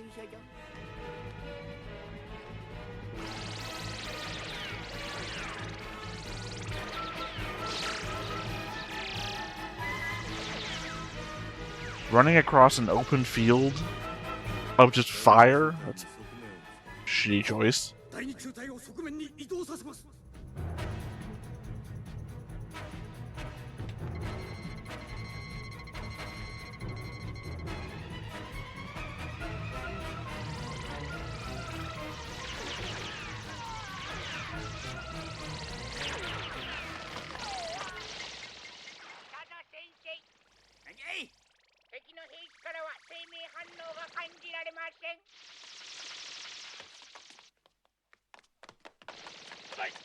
How the hell did they overtake them? Because they had to run across, again, a giant open field, essentially. 何？あの兵士の動きには一定のリズムがある。どこかにコントロール機構があるはずだ。探知するから。Are we indicating that they're, like, robotic? Or that they just have a central command system? Because these guys were not showing any faces on. So they could be like Ninja Turtles Foot Clan, which were robots. Ah, the char method. Run towards the door with a grenade.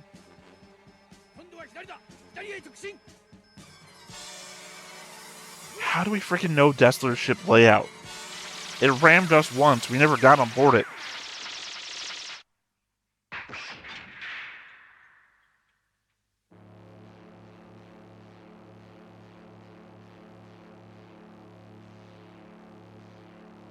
That looks like the command thing that they had on the one fortress in the season 1.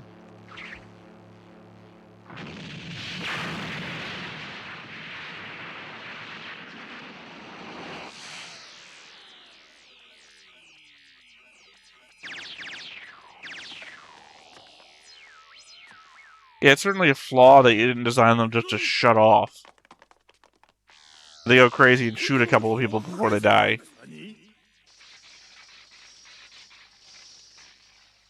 所詮は操り人形か。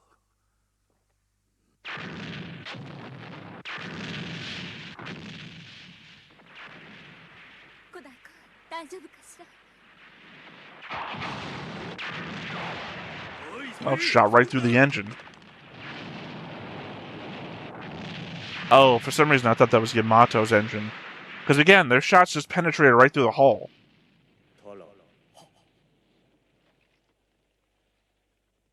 今日までよく私についてきてくれた。 How did Talon survive this long to begin with? I thought he died back on Gamlis. 海底にご報告する。 Yeah, who the fuck did you think you were dealing with? Don't worry. I don't know how many more of these there are, but I'm sure we're seeing Dessler again. Too soon. Hold that thought for when it looks like he really did die.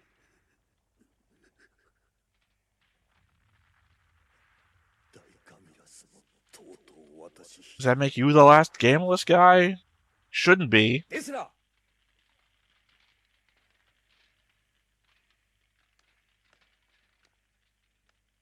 ヤマトの坊やか。待っていたよ。ですら。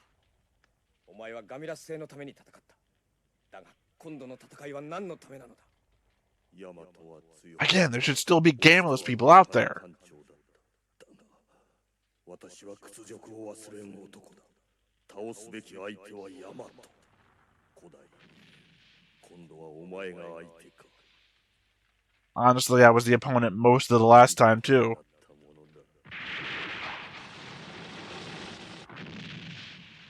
構えろ。ですら。 Not an under arrest moment for war crimes. She's gonna shoot him dead. 撃て、古代。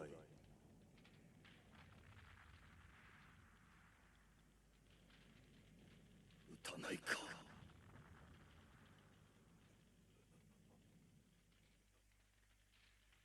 Killed your parents.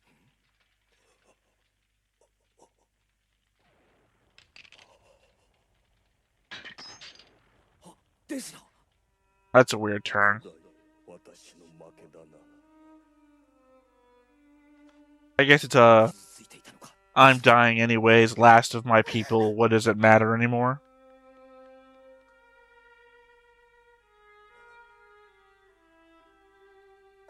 Huh, you look like that lady I used to call on the phone. Next door planet. ヤマトへの復讐。それが私の悲願だった。水星帝国に身を寄せ、屈辱の日々に甘んじてきたのもその日が来るのを信じてのことだった。しかし、もうよい。私は十分に戦った。私の戦いは終わったのだ。I guess unhurt by the fact that this ship is also the last element of Gamulus left, it seems.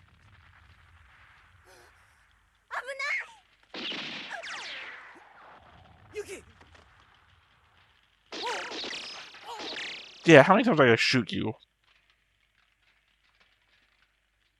I understand their position too. They've been betrayed by Dessler.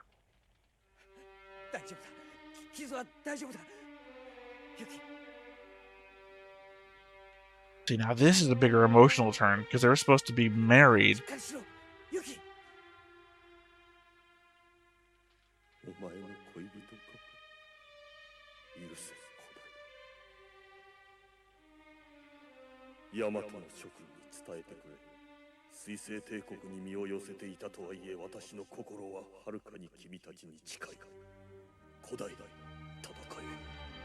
It's very weird. ヤマトなら戦う方法はいくらでもある。いいか古代、白色彗星の渦の中心核を狙え。渦の中心核。 Looking for the escape pod? ヤマトが勝つ。成功を祈る。 No. Again, I assume he's coming back. Feels like my dude never... No, never mind. To be fair, every time I think he's definitely dead, he's come back again. Also, not for nothing, he will be back in the show until he does this again, maybe. I would have much preferred the show ended this way. But they have a confrontation, rather. Him and Yuki having more of an established relationship than her doing the sacrifice, rather than coming back from the dead as she did. Yeah, I mean, the fact we're lingering on this makes it extremely hard for me to believe he's going to come back. I mean, even in the universe of the movie.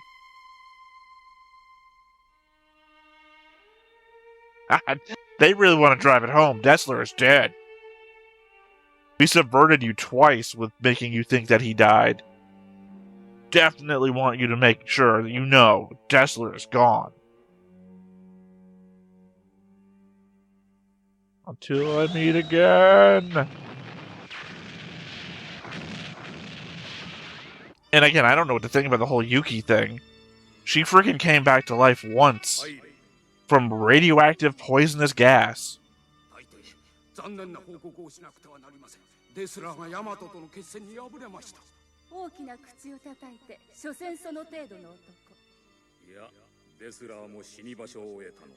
I hope this is going to be changed in the show.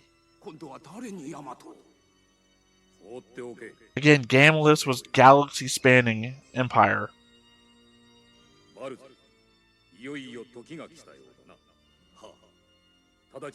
Shouldn't be defeated by just one planet going down. Although at the same time, it didn't make much sense to begin with. That they put all their eggs into the Earth basket when they were again galaxy-spanning and getting into wars with other people.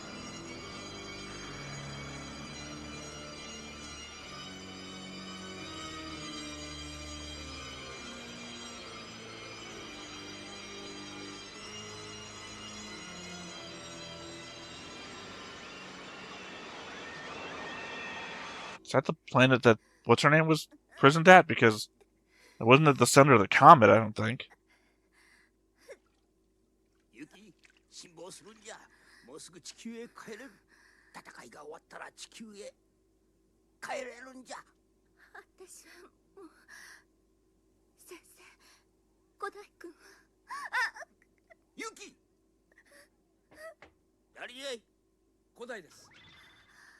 Again, this is a lot more emotional.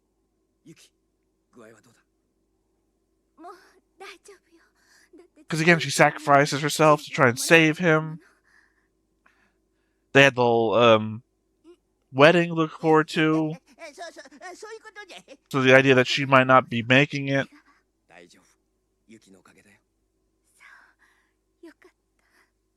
It's all happening on screen, unlike her slow death to the radiation off screen.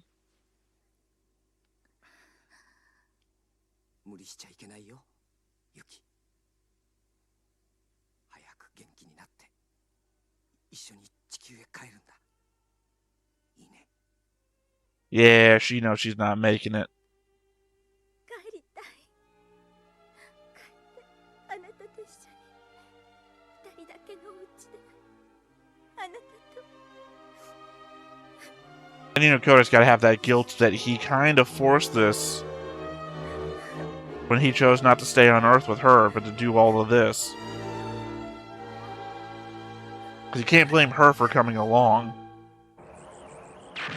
And the captain's, not the captain, the doctor's doing the same damn thing he did when he knew that Okita was dying of radiation.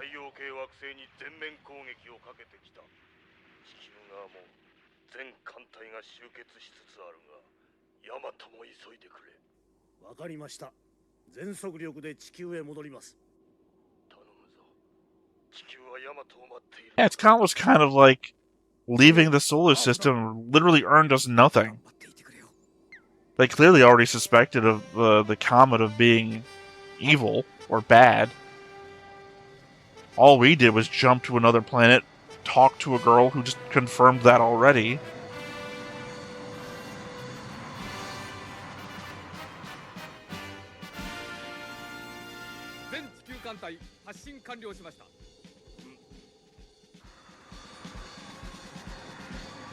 And again, I assume that these guys are going to happen to have the same luck the 11th Fleet had.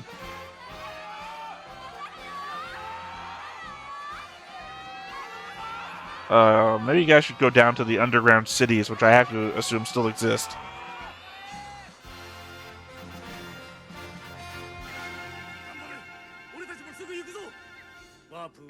What were the Comet Empire ships doing in the solar system before to have destroyed the 11th Fleet? Before the comet ever got anywhere nearby? Because remember, this is the Comet Empire reaching Earth. We know the Yamato had a 60-day round trip. So, whatever attacked the 11th Fleet was 60 days in advance of the Comet Fleet.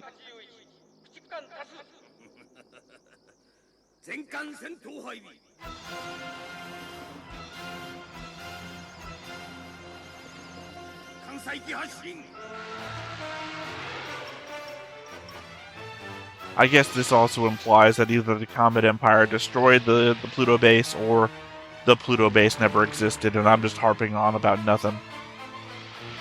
That is useless.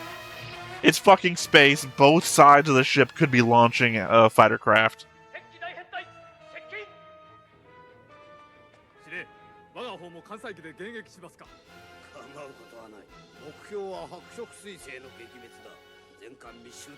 Oh, you're gonna fly through and try and hit it with your wave motion cannon? Which we've already heard before won't do anything. I guess that's the only helpful piece of information that we got from Naked Girl. Teresa. Sorry, I forgot her name.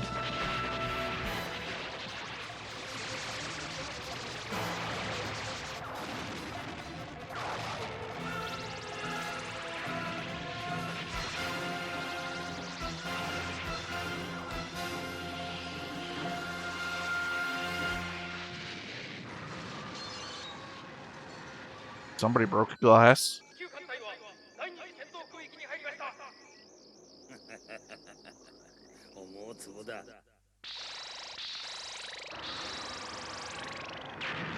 Yeah, we know they could stealth, because like the first ship we saw that was hidden behind the Yamato. Space sub's a weird term.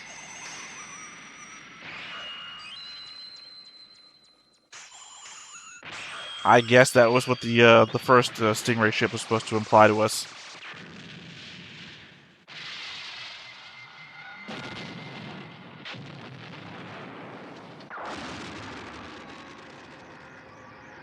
See, this is almost the only time that firing out at random would be useful.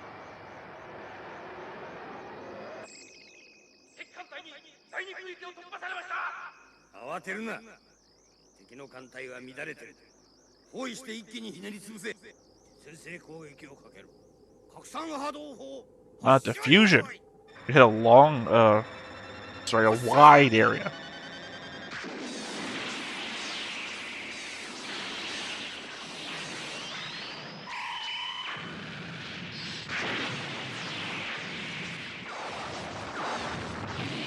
I mean, I guess since we have 2 wave motion cannons on the ship, we can hit a wider area, no matter what. It's more pointedly, though, it looked like that was more like a Merv effect.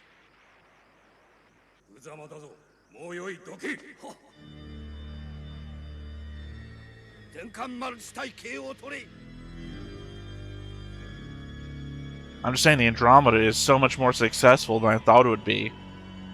So I thought we were going to take it down to prove how more effective the Yamato was actually going to be.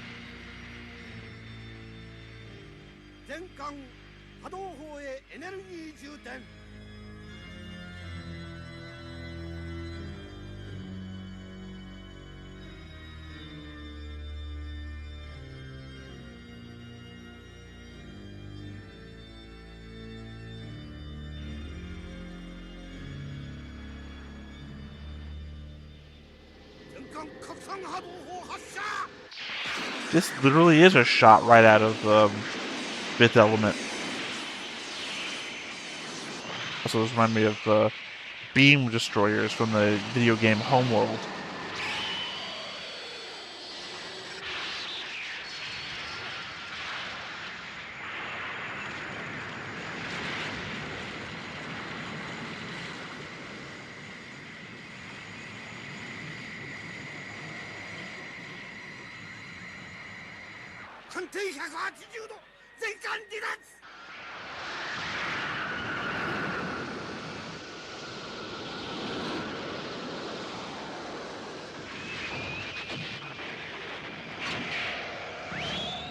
Well, there we go. I spoke too soon for the Andromeda. Made a fool of the fleet, couldn't get past the vortex of the comet.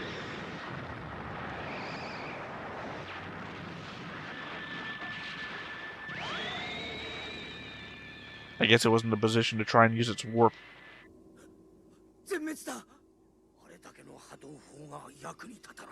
Yeah, like Teresa said.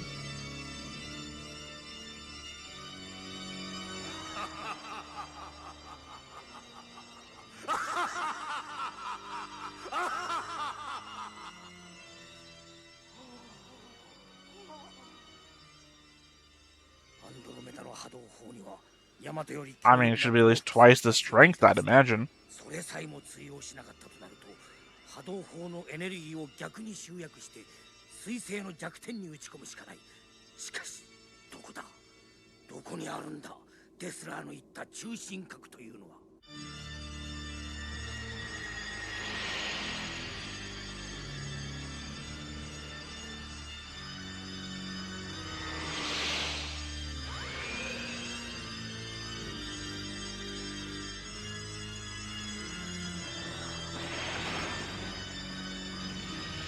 And I guess the element of why didn't they ever just move to Mars when they already had existing Mars bases instead of, going subterranean on Earth.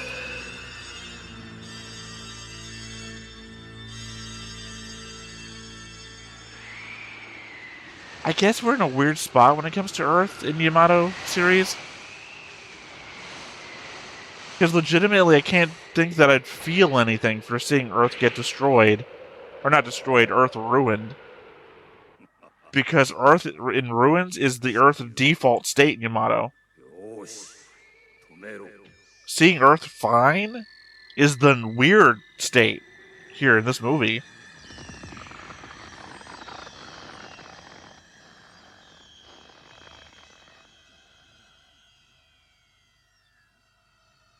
See, if it slows down and stops, this is sort of like Star Trek 4. Or Star Trek 1, oddly.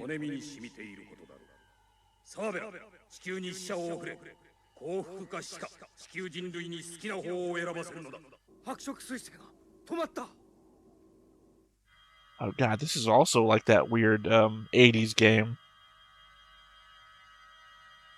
Where what are they called? Invaders or whatever?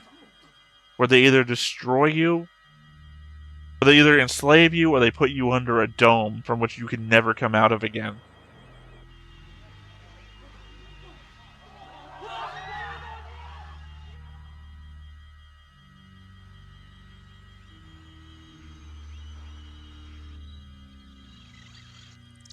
Urquan invaders, not invaders, Urquan.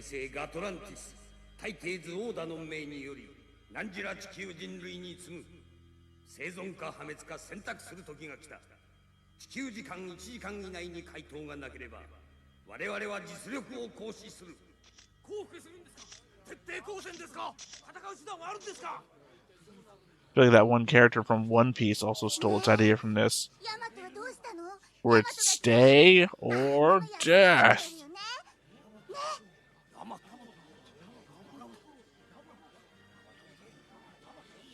I mean, I guess that if the comet did stop, then that would probably mean that the vortex isn't working. So then it probably could shoot it.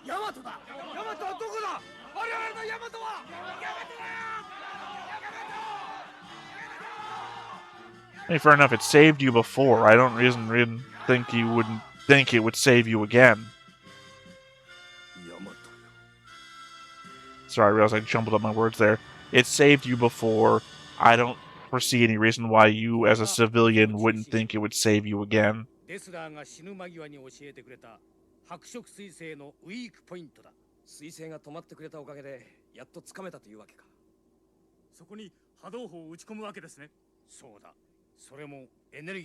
Yeah, except that Teresa told us that you can't defeat it with force. So if that had any meaning at all...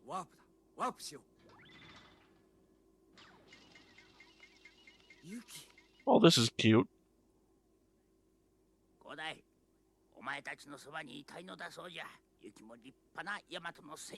I have to anticipate that she's actually dying.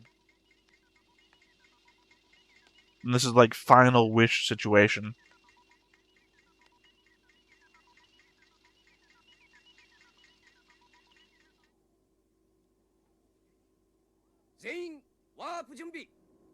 But again, my problem here is that she freaking died in the final episode of the show, and then just came back to life. The same problem I have with the element of seeing Earth get ruined has no emotional impact for me anymore. Seeing Yuki get killed is just like, she'll just come back.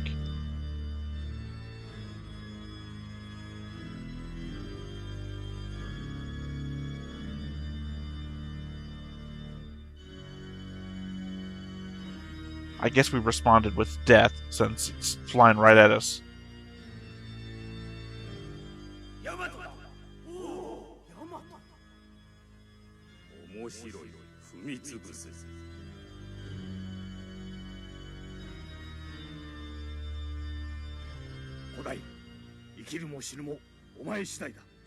Even though I'm the captain, and I've made very few choices this entire movie.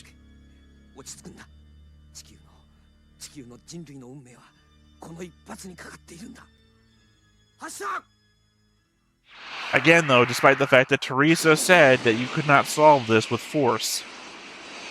And I guess to her benefit, there's still like half an hour left in the movie.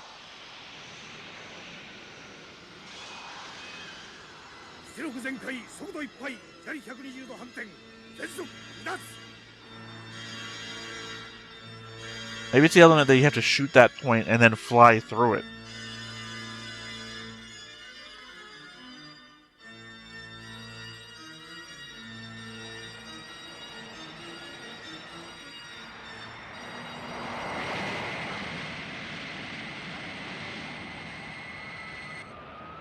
Oh yeah, also the element that this movie was meant to be the finale of Yamato back in the day, before it became non-canon. So conceivably, whatever happens here in this movie is the final bit of its own continuity, right? If you were doing like AU's branch-off stuff. I guess in that aspect, I might have to add this to the board as like a branching off AU. Considering that there's a lot of non-canon material.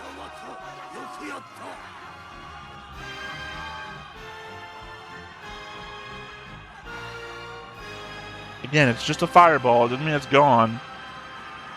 I always think back to Independence Day. You know, everyone celebrates prematurely, and you hear, "Target remains! Target remains!"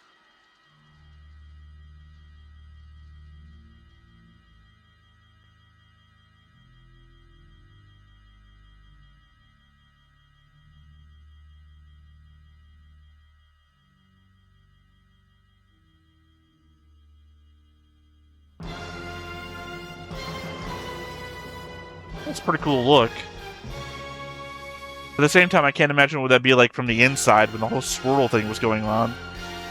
You'd be sitting in your tower looking up and go blind from the whiteness.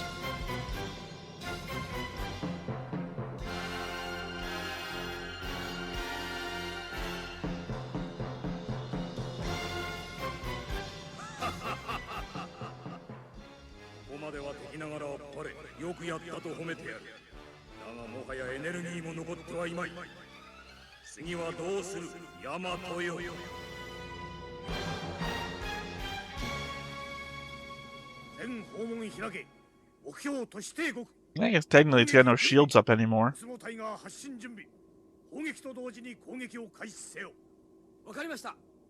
also hard to believe when the Andromeda went down, that was the entire the Earth defense fleet. Conceivably, 10 other fleets worth of ships there.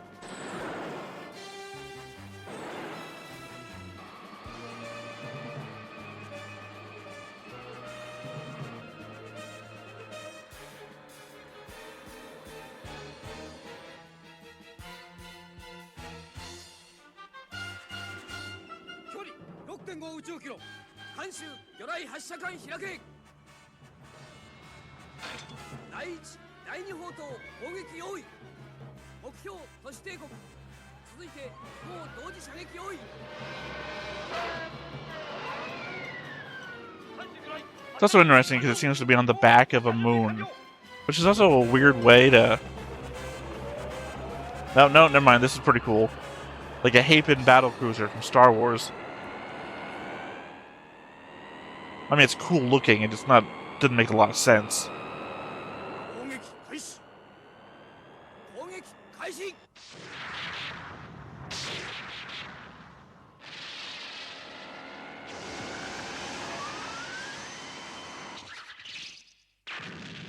Thus explaining that the whole comet motif was artificial to begin with. Granted, you should still be able to attack the thing that's creating the dome. Come up from underneath it and shoot it.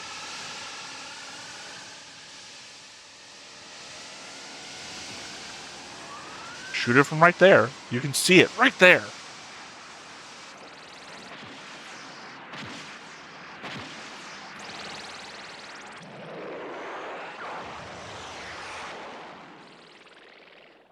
I mean, I hate to be that guy, but those guns are all angled up, too.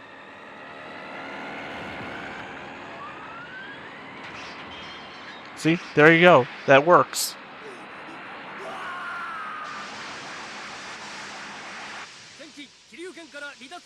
Not for nothing, that implies a lot of horrible shit.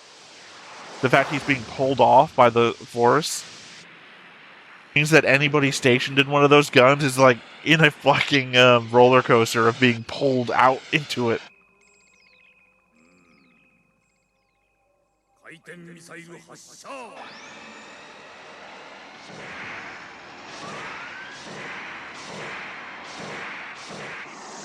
Also going to be difficulty in using those.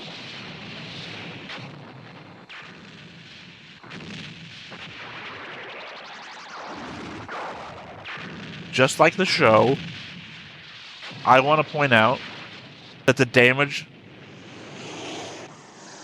that Destler did to the ship was already gone by the time we saw these missiles hit it.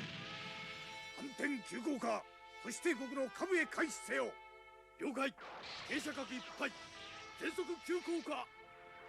Now I understand why they were saying that this was supposed to be a finale. Because it very much looks like we're actually destroying the Yamato in this confrontation.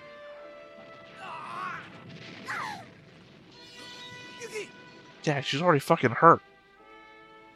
Why didn't we attach seatbelts to the bridge?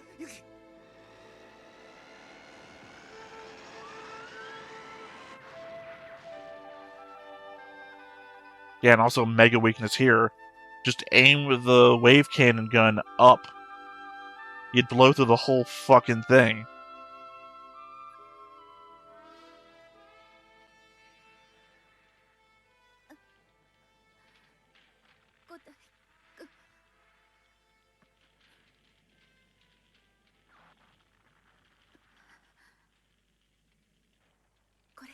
Just, are we just groping her at the end? What are we doing here? 地球のみんなの願いが込められているのよ。勝ってね、五代君。きっと勝ってね。それでこそ五代進む私の。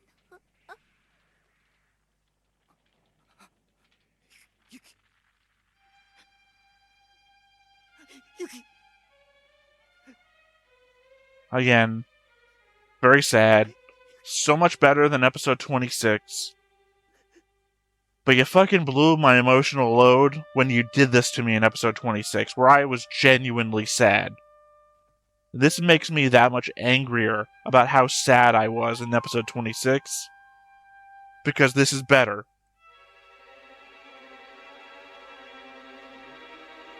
Yamato should have been a 25 episode run, and then a bunch of this shit should have happened instead of what happened there. Like, Dessler coming back would make so much more sense if they just rescued him like he was lying dead from whatever, instead of coming back on his own ship, which, by the way, he was on again in the movie.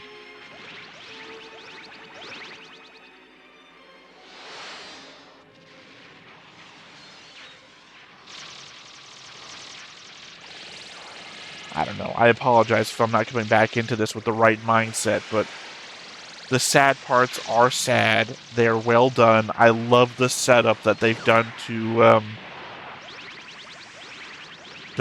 give them payoff. But I have to live with. I already felt this before. Doctor, you should not have brought your cat on board. Your cat's gonna die with the rest of you.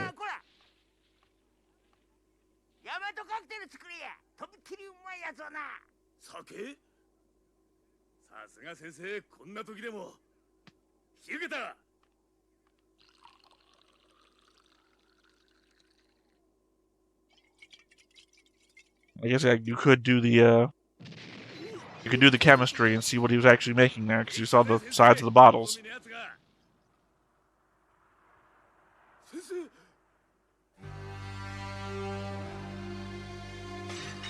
It's even worse. The cat died and the doc died.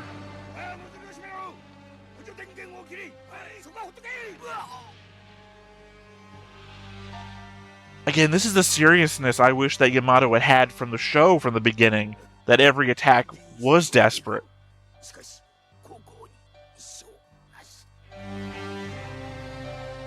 Damn. I really like Tokugawa. He was the better of the old men in the show, in my opinion.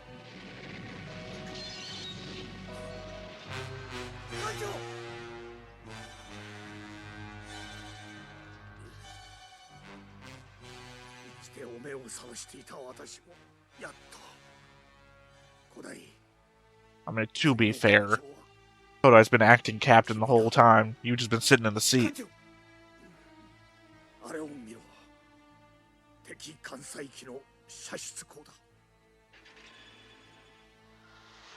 we gonna do?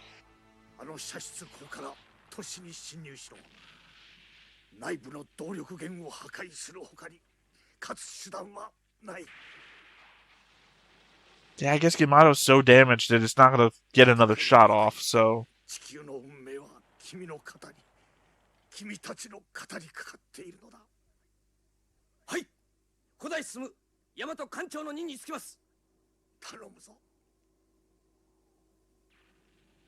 古代。You did a good job. You did a good job. May your soul go back to your ship with the rest of your crew. 土方前艦長の命令を決行する。古代、俺たちも行くぞ。敵の懐に飛び込むんだ。生還は騎士がたいぞ。分かってるよ。 I mean, let's be fair here. Main characters are dying. I think secondary guy who just appeared in the movie.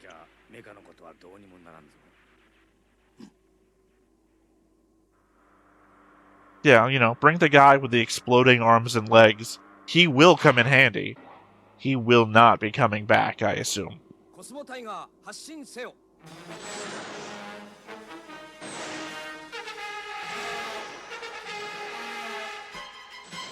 So I'm surprised the Analyzer wasn't, like...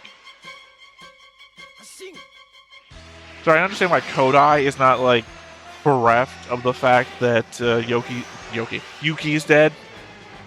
But Analyzer doesn't have any important role right now.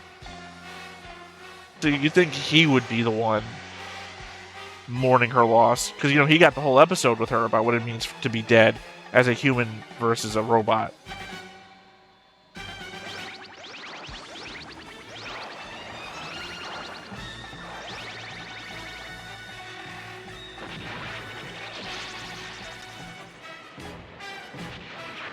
I also kind of feel like Gurren Lagann might have taken a lot from this. The whole moon attacking with all these beam stuff. Then again, could have come from so many other sources too.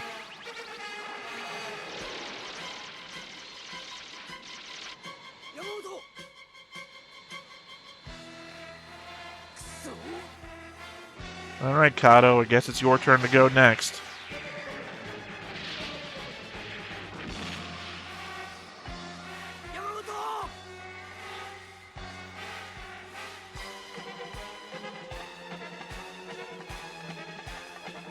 Damn.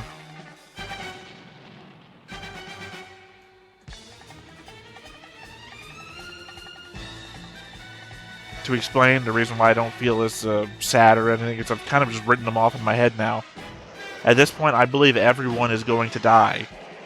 And that's the finality of the movie. We're all going to sacrifice to save the Earth. Don't take that as a negative, by the way.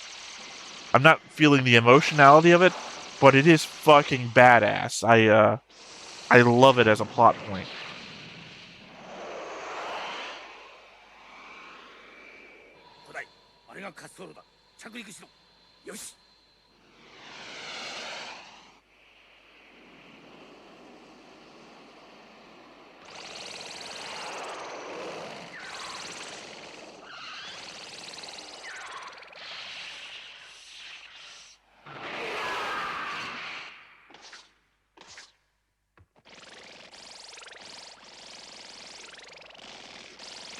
But how is this few people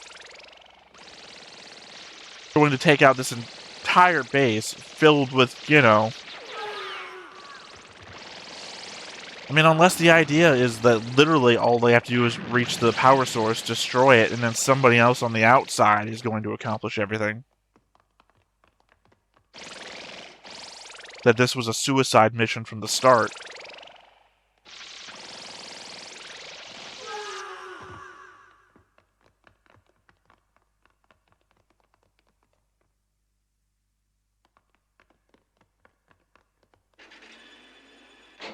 Now I kind of have to wonder if the subversion of the difference between Season 2 and this is going to be that they just don't use the scenes of people dying.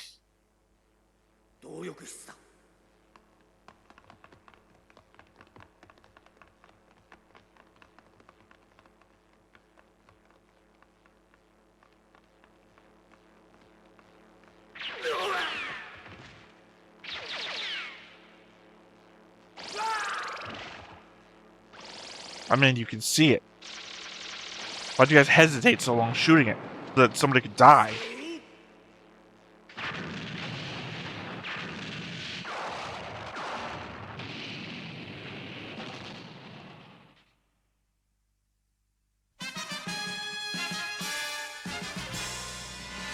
Of course, the power source of this place would be fucking massive.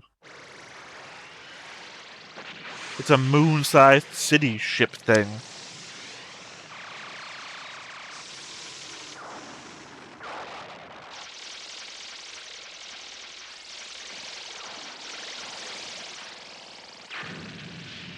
I mean, pretty bad when both sides are completely motionless.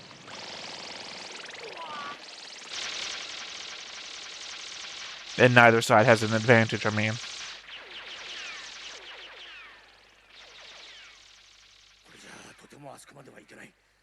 You were already in the room. You looked up at it and saw it. Where more do you need to go?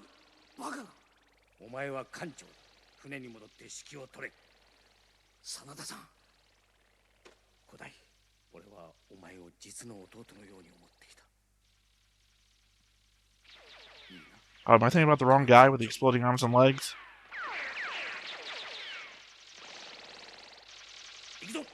Was he the one with the green outfit? Sorry. Not the Cavalier green outfit, the one with the green arrow thing.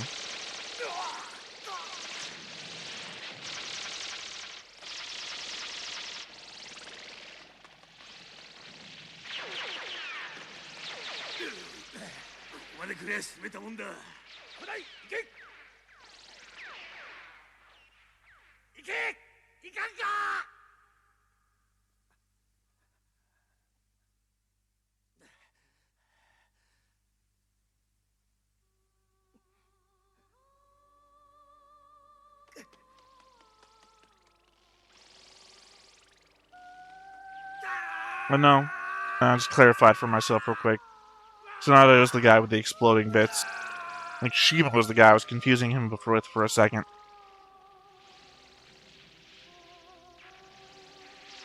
Because this is exactly the same thing that he did on that fortress that they got stuck with. The one that had the gravity effect. Or the magnetism effect, or whatever you want to call it.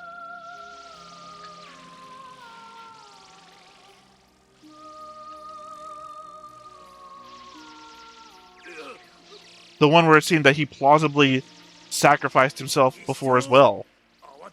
But then he didn't, so...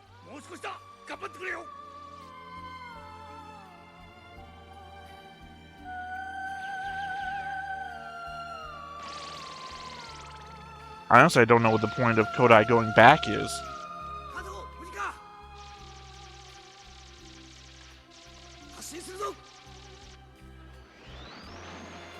Because there's nothing that Kodai is required to do on the ship that the ship couldn't do without him while he accomplishes stuff here. Or finishes the job here. You know, instead of just leaving it to Shima to die alongside Sonata.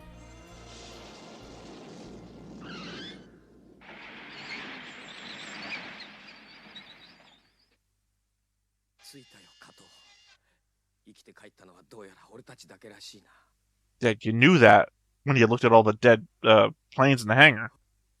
How the hell did he survive? If he did. Didn't. Okay. Makes it that much worse that you've been talking to him the whole time. Not worse as in bad. I mean, like, worse as in sad.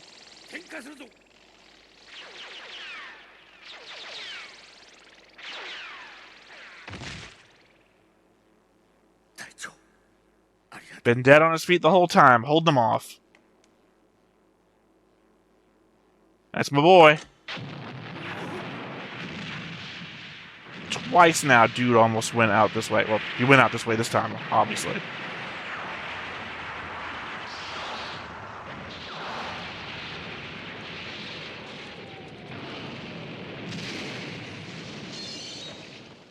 I just remember when he did that before, hanging out armless and legless on the outside of an asteroid.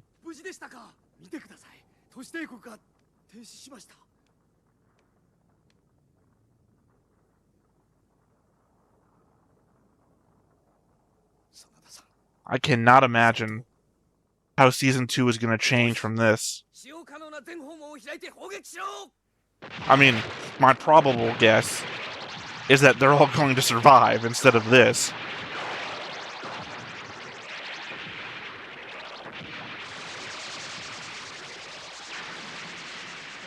There's no shot, by the way, that Yamato's being shot this whole time. It still has the full capability of returning fire.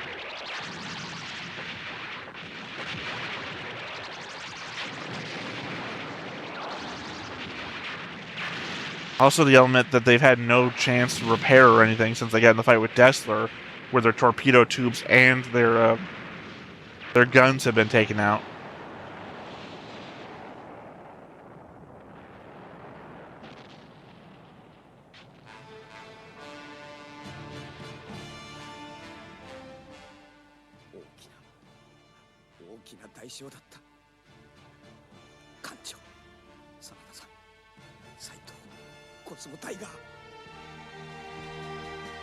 Yeah, and a lot of other people too.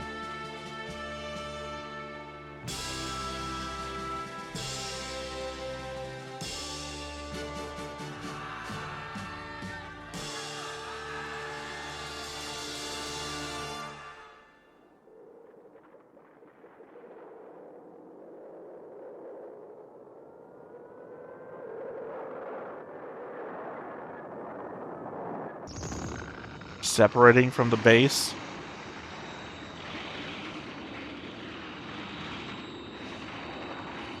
Transforming? What's going on here?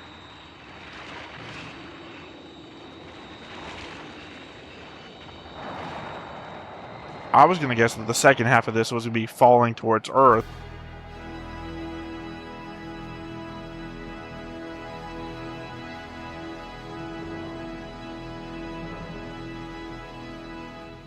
Somehow it had a ship inside of it that was larger than the thing that's larger than the city it came out of.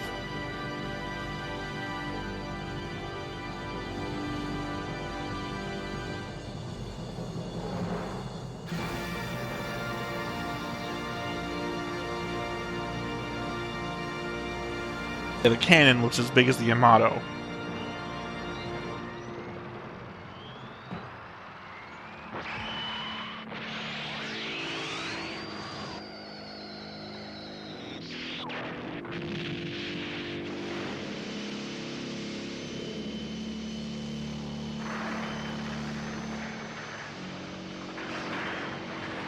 I mean, to some degree, this is kind of stupid. You were aimed right at the Yamato. Why would you make an example of the moon?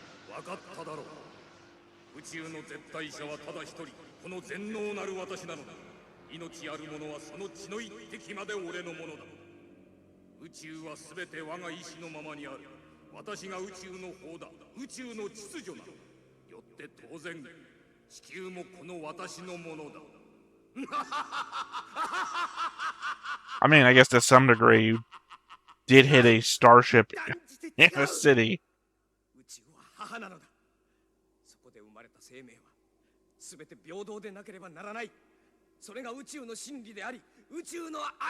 Warriors of Love, I believe that was the subtitle of the movie.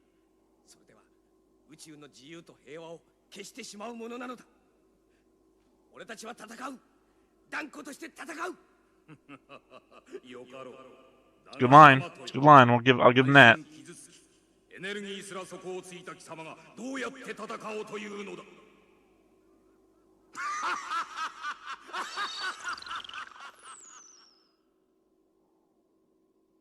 Dude's a laugher.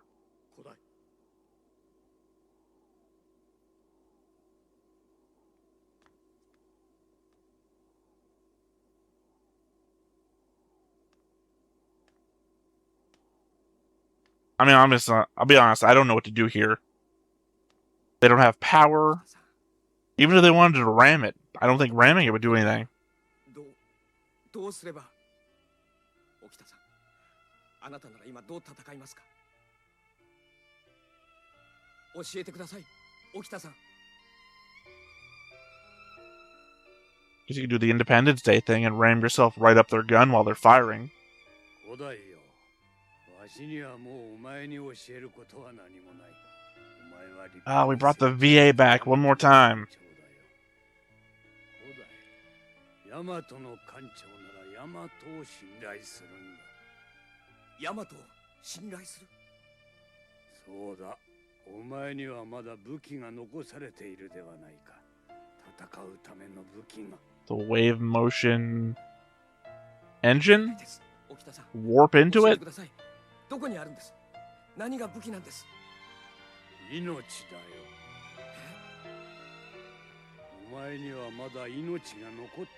Not exactly sure how to weaponize that.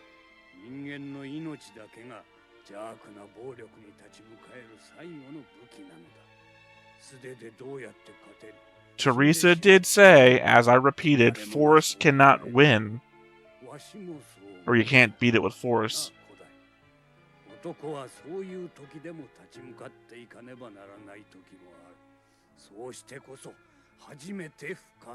Okay, Kamina. お前はまだ生きている。生きているじゃないか。ヤマトの命を生かすのはお前の使命なんだ。命ある限り戦え。I legitimately do not. I do not know what he's telling us to do. I would fail, at least at this part. I probably would have died a long time ago, honestly. I'd be one of the random mooks who got killed in the explosion somewhere else on the ship.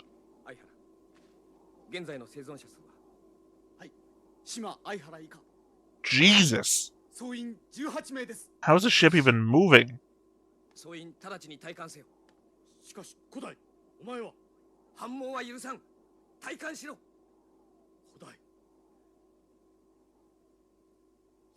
Tokugawa did say just before he died,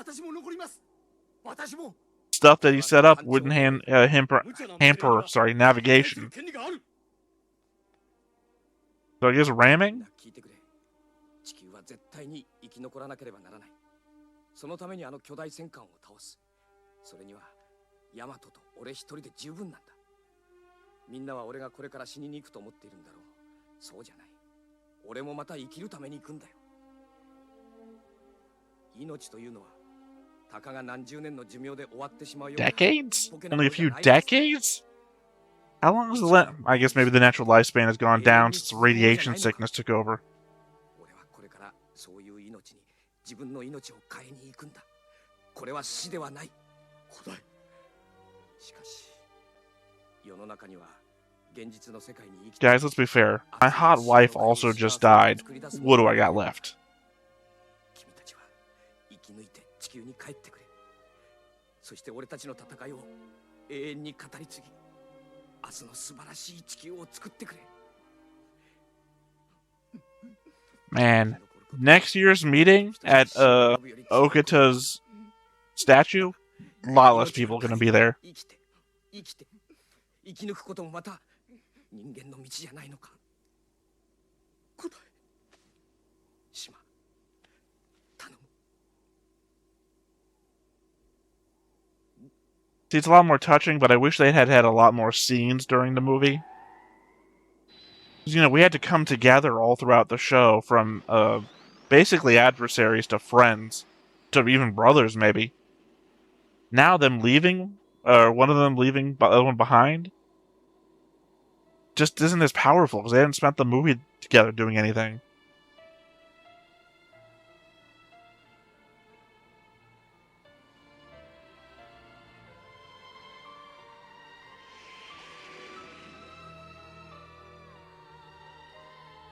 I guess thank God the giant ship isn't attacking or anything, just sitting there while y'all do this.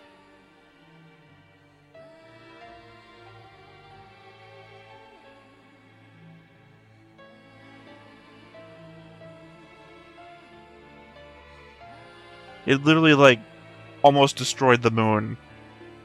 Mocked them, started floating away, and is now letting them do whatever the fuck they want in the background. It's a very touching scene. I'm not arguing that point. It's just like, what are we doing now?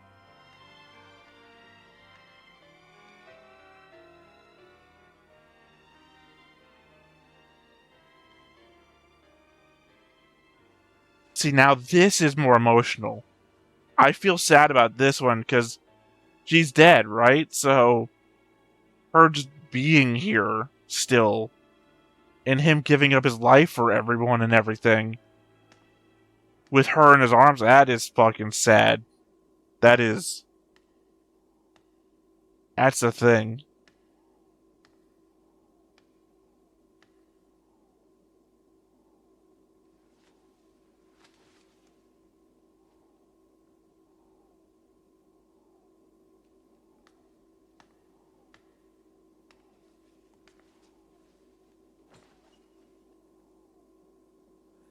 両舷全速目標敵巨大戦艦ヤマト発進します。 I think two of the best scenes so far of the entire series, as I've seen it, has been Yuki and Kodai in a scene together by themselves. Like, surveying the damage they did to Gamulus at the very end, like episode 25 of the show. Just both of them together. One of the best scenes. Now Kodai by himself with dead Yuki beside him, sending off the Yamato for the final time. Fucking amazing scene.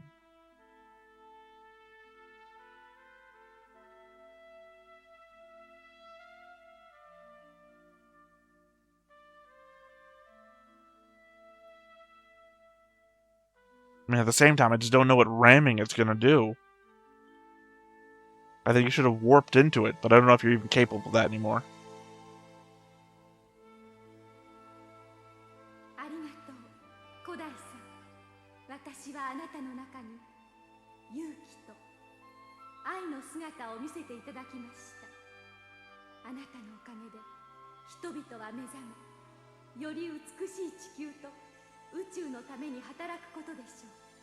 私はこの日を待っていた。 I don't know if this was necessary. 反物質である私の体がお役に立つでしょう。さあ、参りましょう。 So are you gonna hit it with your antimatter body and weaken it so that the ramming ship can do more damage? Also, how the hell did they... How did they enslave or kill your people if you were all antimatter? Because you could have all done this to them, too. 君には苦しい思いばかりさせてごめんね。これからいつも一緒にいるよ。 Ooh, that is fucking sad. にとって一番大切なものは愛することだ。でも僕が一番大切なものは君だ。 Oh, you should 君への愛だ。 you should have fucking stayed on Earth and gotten married. 好きだ。大好きだ。大きな声で言える。ユキ。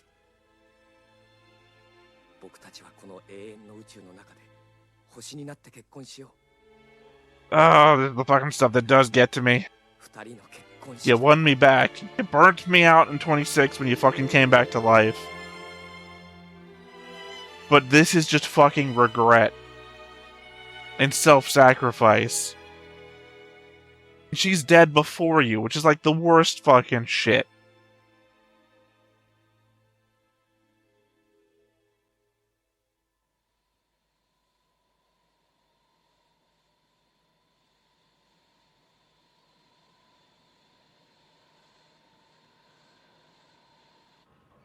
No wonder this was gonna be the fucking send-off.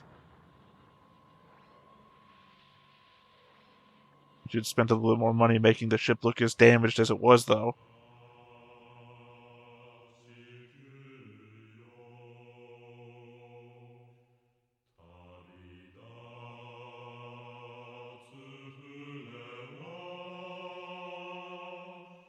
Is this the song that played in a couple of the final episodes of the show?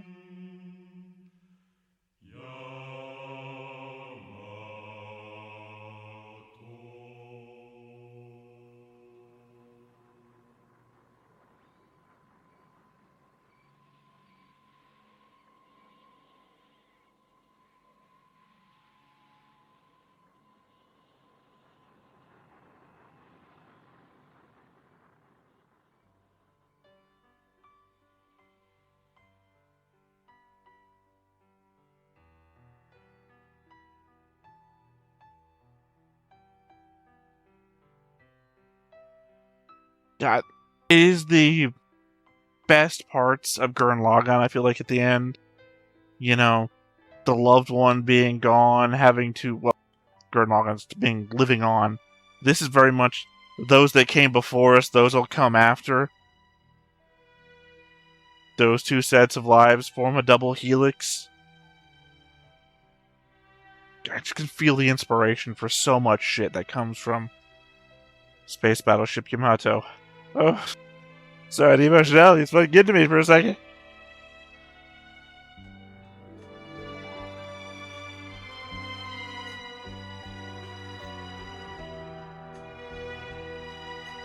Oh, man, this is like the fucking end of the Titanic.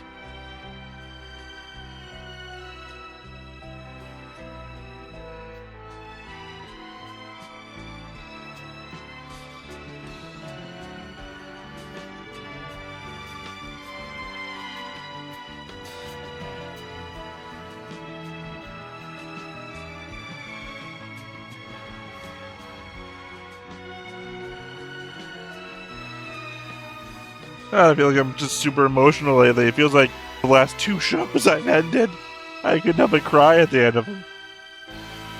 Everything's just hitting me on every level.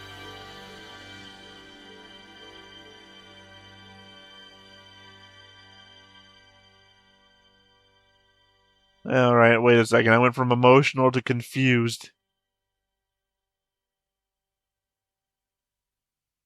I better not start doing credits.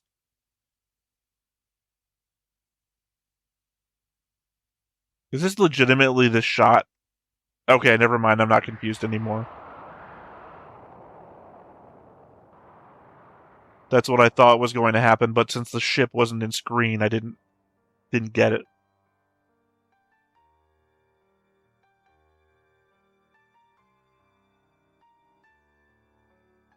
In the year 2201 AD, the Yamato departed on her eternal voyage.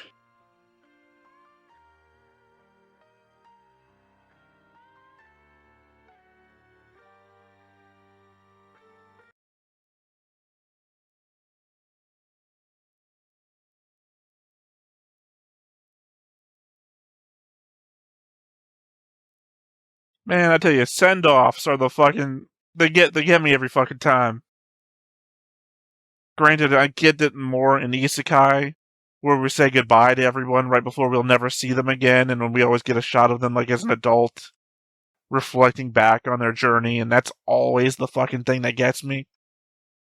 But again, this was like the end of Titanic, right? Where Rose dies, and then she sees the Titanic again with everybody as they were when they were alive, welcoming her back. And here it's Kodai going on a ramming speed. And Yuki alive again beside him because it's a vision. And all the crew there with him. Even though a bunch of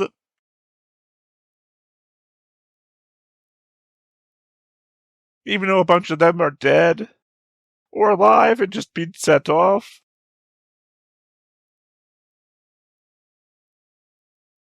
Again, I'm sorry. As I said, it's the send off. The send off always fucking gets me. Because he's going with everybody that meant anything to him still there. Sort of like welcoming him with them or making the last journey together. I mean, sorry, I apologize. You can't understand what I'm saying.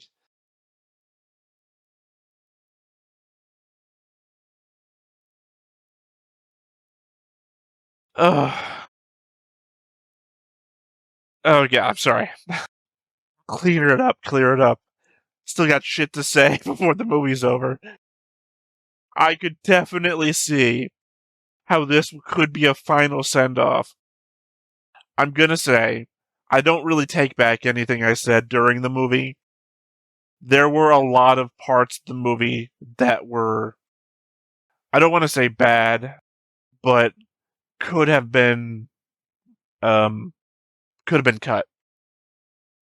The Teresa thing, for example. Teresa was a nowhere thing. You could have gotten rid of that. Her appearing at the end was nothing. Her being made of antimatter was the only thing that mattered. And legitimately, they could have included a scene at the very beginning. Oh, the defense committee has been working on this one weapon, this antimatter warhead. Or an antimatter engine, in fact. Give the Yamato an antimatter engine. That way, when it rams at the end, it does the same thing. And not for nothing, I didn't really like Kaido having some sort of weird, like, oh, we've got to get to Teresa, and then it just seemed like he had a weird connection to her. Which kind of subverts the connection that he has to Yuki for the rest.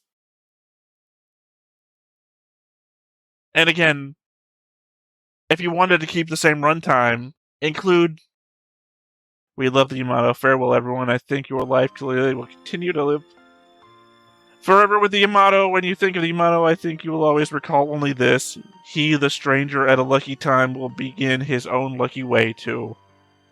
I guess that's a saying that's important. I don't know it.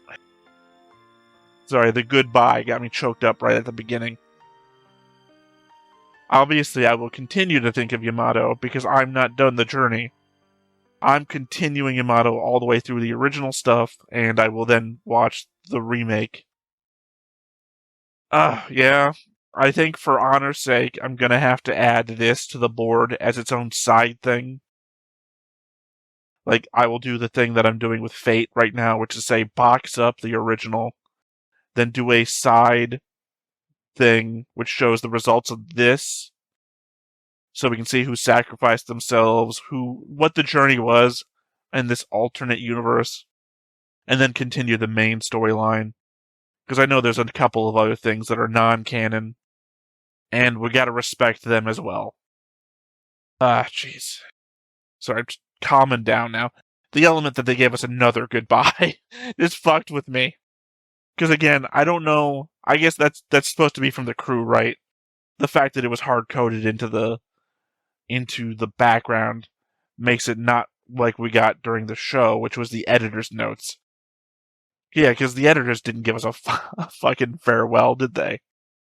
So yeah, some of this I feel like was subverted by the show. I think you could have gotten rid of episode 26 of the show, and Dessler's return would have been more surprising, and then, you could have done something with them. Why would they fucking rescue Dessler? I guess at this point, if I'm suggesting cuts to the movie, I think we could have made this an hour and a half long movie, normal length, and cut the Dessler stuff. I like Dessler, but appreciably he didn't add that much stuff, and you would just have Yuki get injured some other way. You would cut the Teresa stuff, because again, that didn't matter one bit. It didn't move the plot any. And I guess you could just parse out a few of the other scenes that just took a long time and didn't pan out well. Because for me, I don't know. I'm not here to watch the action scenes as much. The action scenes only reach their payoff when you get to the payoff.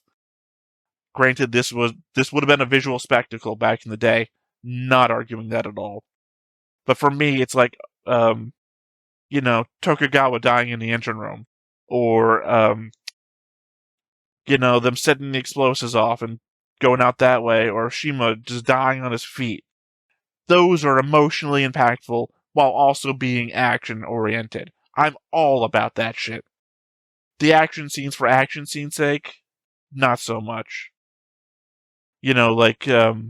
When we get to Teresa's planet and we fought their whole military one element at a time instead of a whole protracted battle of all things at once.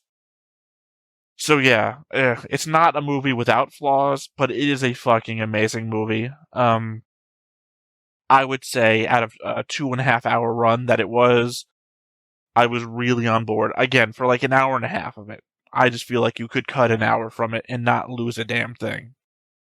Oh, God.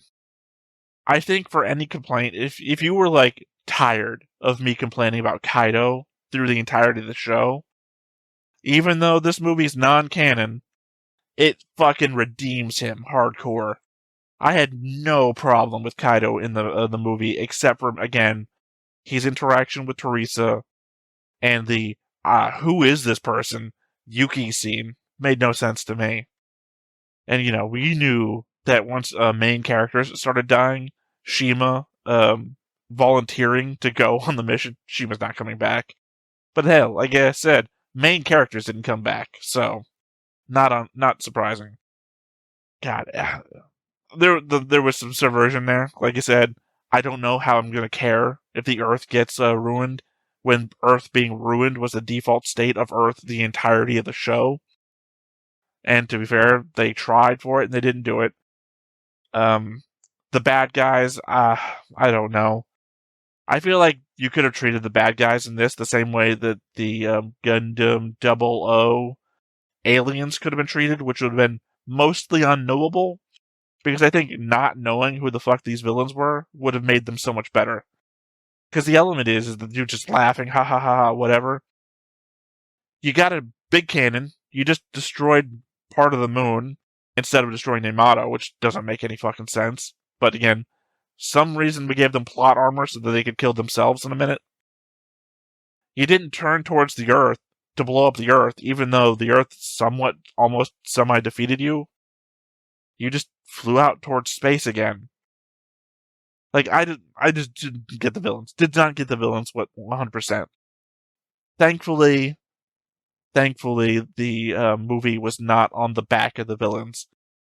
The movie succeeds in spite of the villains, because the crew of the Yamato is what we care about. And thank God they set that up early, right? The defense ministry, defense council, whatever they're called. No, we don't need the Yamato. You guys are gonna go all these different postings, whatever. We're separating you up, we're breaking you up. And we do this whole thing at the beginning of we're all at the monument to Okita and the Yamato crew. We're a united crew, put the thing on loudspeaker. Yamato crew, you gotta abandon ship right now. Bah, bah, bah, bah, bah. You guys hear that? All of you, get off the ship if you want to. We're leaving in 10 minutes. And nobody leaves. Like, we've established this is a fucking family now. We have gone through some shit. Some of us had our moments of doubt on the journey to Iskander. We're here now. We're 100%. You can't break us up anymore. And then, that gets paid forward all throughout as we sacrifice after sacrifice on our way to saving the Earth again. So yeah, I'm on board, 100%. The Yamato crew makes this movie. The whatever Comet Empire can fuck off. They were unimportant. I'll say what I said at the beginning of the movie. You shouldn't have told us anything about them. Just made them a mystery. Don't even give them a face. Make it just the moon bit and then the ship at the end, and sail away. And if you do what I say, you cut Dessler out of it, you don't need to see them at all. Dessler's appearance would just have been confusing. I mean, it was a weird send-off for him. I like the element that he's like, you know what, I'm a man fighting a war that is done. The war is over. I am a relic of a past that no longer matters. Space. Like, I get it. That's a pretty cool send-off, but not in this movie. Like, not here. I guess not ever is what I'm saying, because if this is the finality, or it was intended to be a finality, and then they went on for Yamato 2, I don't know. God, I feel like I have so much to say, but I'm not gonna put it anywhere else. I think I'm gonna contain all of my thoughts to this, because when we go on to Space Battleship Yamato 2, I am just going to continue my thoughts from the end of the series. I will probably be referencing the movie throughout that show. Like, oh, I remember this when this happened in the movie. This is going to be entirely self-contained. Other than the board, obviously, which I don't know how I'm going to handle that in regards to explaining the changes or whatever. God, that ending. That ending is going to stick with me for a while. I can say that much.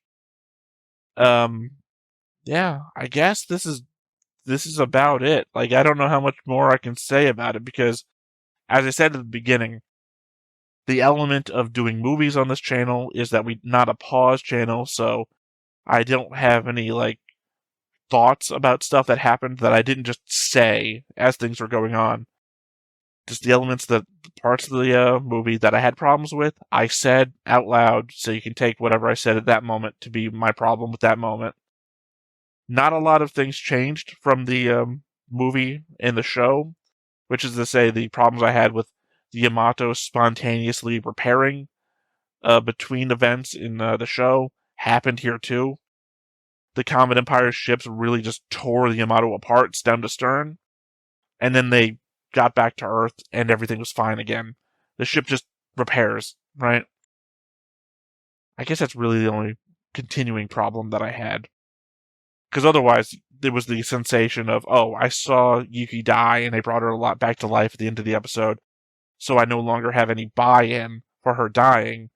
But it wasn't the act of her death that caused my sadness. It was Kodai sacrificing himself and his regret about not being able to live that life. Because again, it's going to make me well up again if I keep talking about it, but thinking about the end of the movie where she's dead beside him and he's telling her corpse, essentially, his regrets over not getting to live his life with her, and the setup that they fucking do at the start of the movie of, oh, wait, let's get this couch so when you get home you don't get so tired and you lay down, and I'll get this for our bedroom so you can put all your outfits in it, and blah, blah, blah, blah. She's pre-planned their life together in the excitement of having a family and whatnot. And then he does this whole thing, and she's like, fuck it, I'm with you. I'm going with you. And, you know, ride or die. I mean, I'm with it. But it makes everything that much sadder. And I'm glad that they paid that off, because if they didn't address that at all, I would be concerned about the writing of the show going forwards. Because this came out the same year, I think, as the OG show. Whereas I guess they would have some time before they came back with Space Battleship Yamato 2. God, I think it's the Kodai at the end that makes everything. Kodai at the end, his lamentation over a life unlived with Yuki, and then the shot of the memories of everybody that came before, and their final send-off as he flies away to, you know, self-destruct against the other ship and save the Earth. That's a fucking great movie. I would say, off the cuff, if I was going to give this something, I would say 8 out of 10. This is an 8 out of 10 movie. The one thing you can never do is give something a perfect score, because once you give something a perfect score and you get across a movie that's better, where do you go? You can't go 11 out of 10. So assume that a 9 out of 10 is really the best you can get, and you're always approaching 10, as 10 is your infinite, essentially. I would say this is one below a perfect score. The good is so good, but the bad is so bad. I've seen worse than the bad parts of this, but again, I believe you could just cut the bad right off of this and make it a 9. But unfortunately, it's there, and it eats away at the time, and that lowers the score. Anyway, I am clearly rambling now because I'm making up qualities of movie stuff that I've never talked about in any other movie that we've done here on the channel. So I'm going to wrap up here. You let me know in the comments what you thought. How badly did my reaction to the movie ruin the movie? Otherwise, once again, I have been Theta. This has been Stoneface Reactions, and we will catch you next time. Bye-bye. Hey everybody, thanks for watching another Stoneface Reactions. If you have an idea of another video we could go ahead and watch, go ahead and put it in the comments down below and we'll add it to the wheel. Be sure to like, comment, and subscribe, and let us know what you thought about this video, what parts you liked. And until then, we'll see you next time. Is this too goofy?